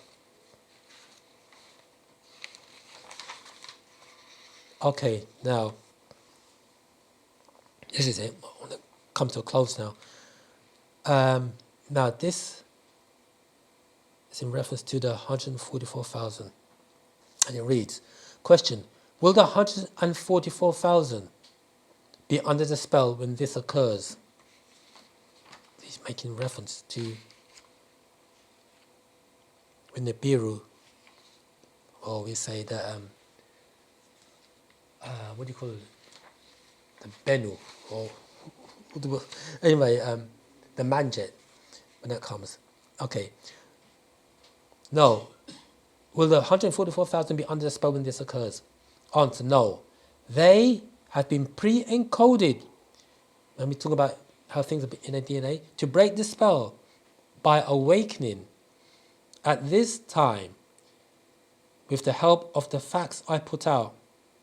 That means that their DNA structures were genetically designed to go off at the sound of my voice, and reading the scrolls like an alarm clock at a designated moment in their own lives in order to accommodate more facts and right knowledge, right wisdom and right understanding. And we read earlier on, we mentioned in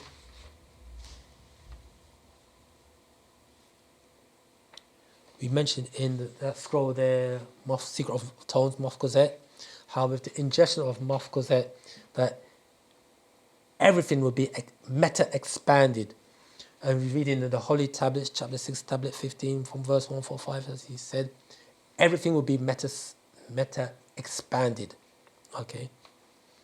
That is to say, the current human being was prepared to engage. The time for genetic alignment is from the year 1970 AD to the year 2000 AD. It was thrown off by 3 years in 1940 AD to 1943 AD with the invention of a time machine in the Philadelphia experiment. This is the waiting period for this cycle. You must be returned. And it goes on to say, why does it seem like time is going so fast? And I really want to jump to page 37, and it reads, it's got the question, what is time continuum? Answer, the best way to try and explain a time continuum is, if I said to you, do you remember your birthday? You will say yes. The fact that you can keep referring to the day in your mind to the point where you lock in on it makes that day continue for as long as you remember it. So in a sense, it never ends. This is what happens with a vortex and the principles of time. Time continues. Now is an actual event that began in the midst of the created nothingness of your time zone. You see, we had to create a state you call nothingness or void and emptiness in order to create something in it. At that very point is now. It does not simply refer to living in the present, although that is strongly recommended. A time warp is truly occurring and will continue to accelerate until now is fully reached. When I say a time warp, when we say a time warp, we mean in a warp in space-time, meaning space, which is three-dimensional, and time, which is one-dimensional, creating a fourth dimension. Okay, extended. A time warp is truly occurring. That's why time seems to be moving, really seems to be moving fast. It's not just, it's an actuality. A time warp is truly occurring and will continue to accelerate until now is fully reached, and the dimensions can finally interface. Nothingness and something, or the tick, which is something, and the space between the tick and the top, which is nothing to you. Which is nothing to you, which is, you're talking about the amalgamation of the physical realm and spiritual realm interfacing. Become one again, much like a ship landing in a spaceport at a predetermined time and moment. So what he's saying here, fam, is that the reason why time is moving fast is because time as we know it is collapsing. And what we have to do is, the more spiritual practices that we do, we will realign our spiritual self to our physical self, or that's what we should be doing, realigning our spiritual self with our physical self, and so that we can, when that alignment occurs, what we think will materialize. The time frame from thought to materialization is shortening. It's shortening. So as we think a thing, it will materialize. This is what's referred to as a time warp, or a shift in space-time. Okay, fam. The landlord's give me the sign to close down the shutters. With that, fam, we have to thank you for coming to class today.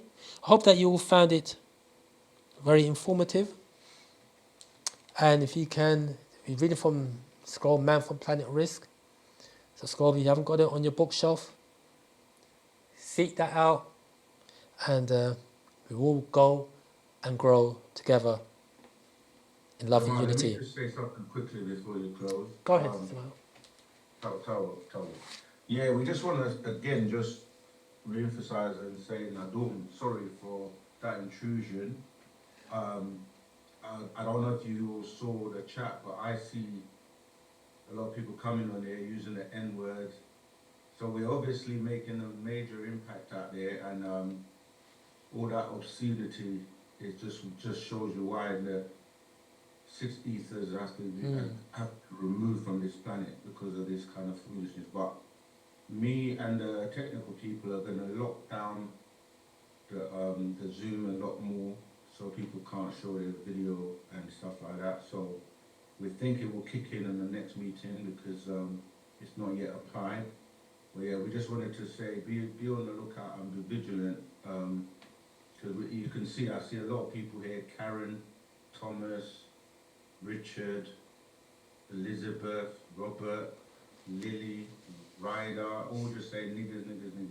Excuse me, but yeah, we're going to lock it down. So I just wanted to say we're definitely making an impact. The brothers are out there propagating, and people are probably they've got the link, but someone has to let them in. But you're not going to know who it is until they get in. So yeah, tawakum everyone for your support as usual, and yeah, stay strong. Saken. Thank you once again on Zoom Clubhouse and also at the chat for attending another class. And until next time, Ohrus, War Ashok, Waddle. Thank you. Bye. Waddle. Tawata. Wadu. Waddle. Wadu. Ashok Moisa Wadu.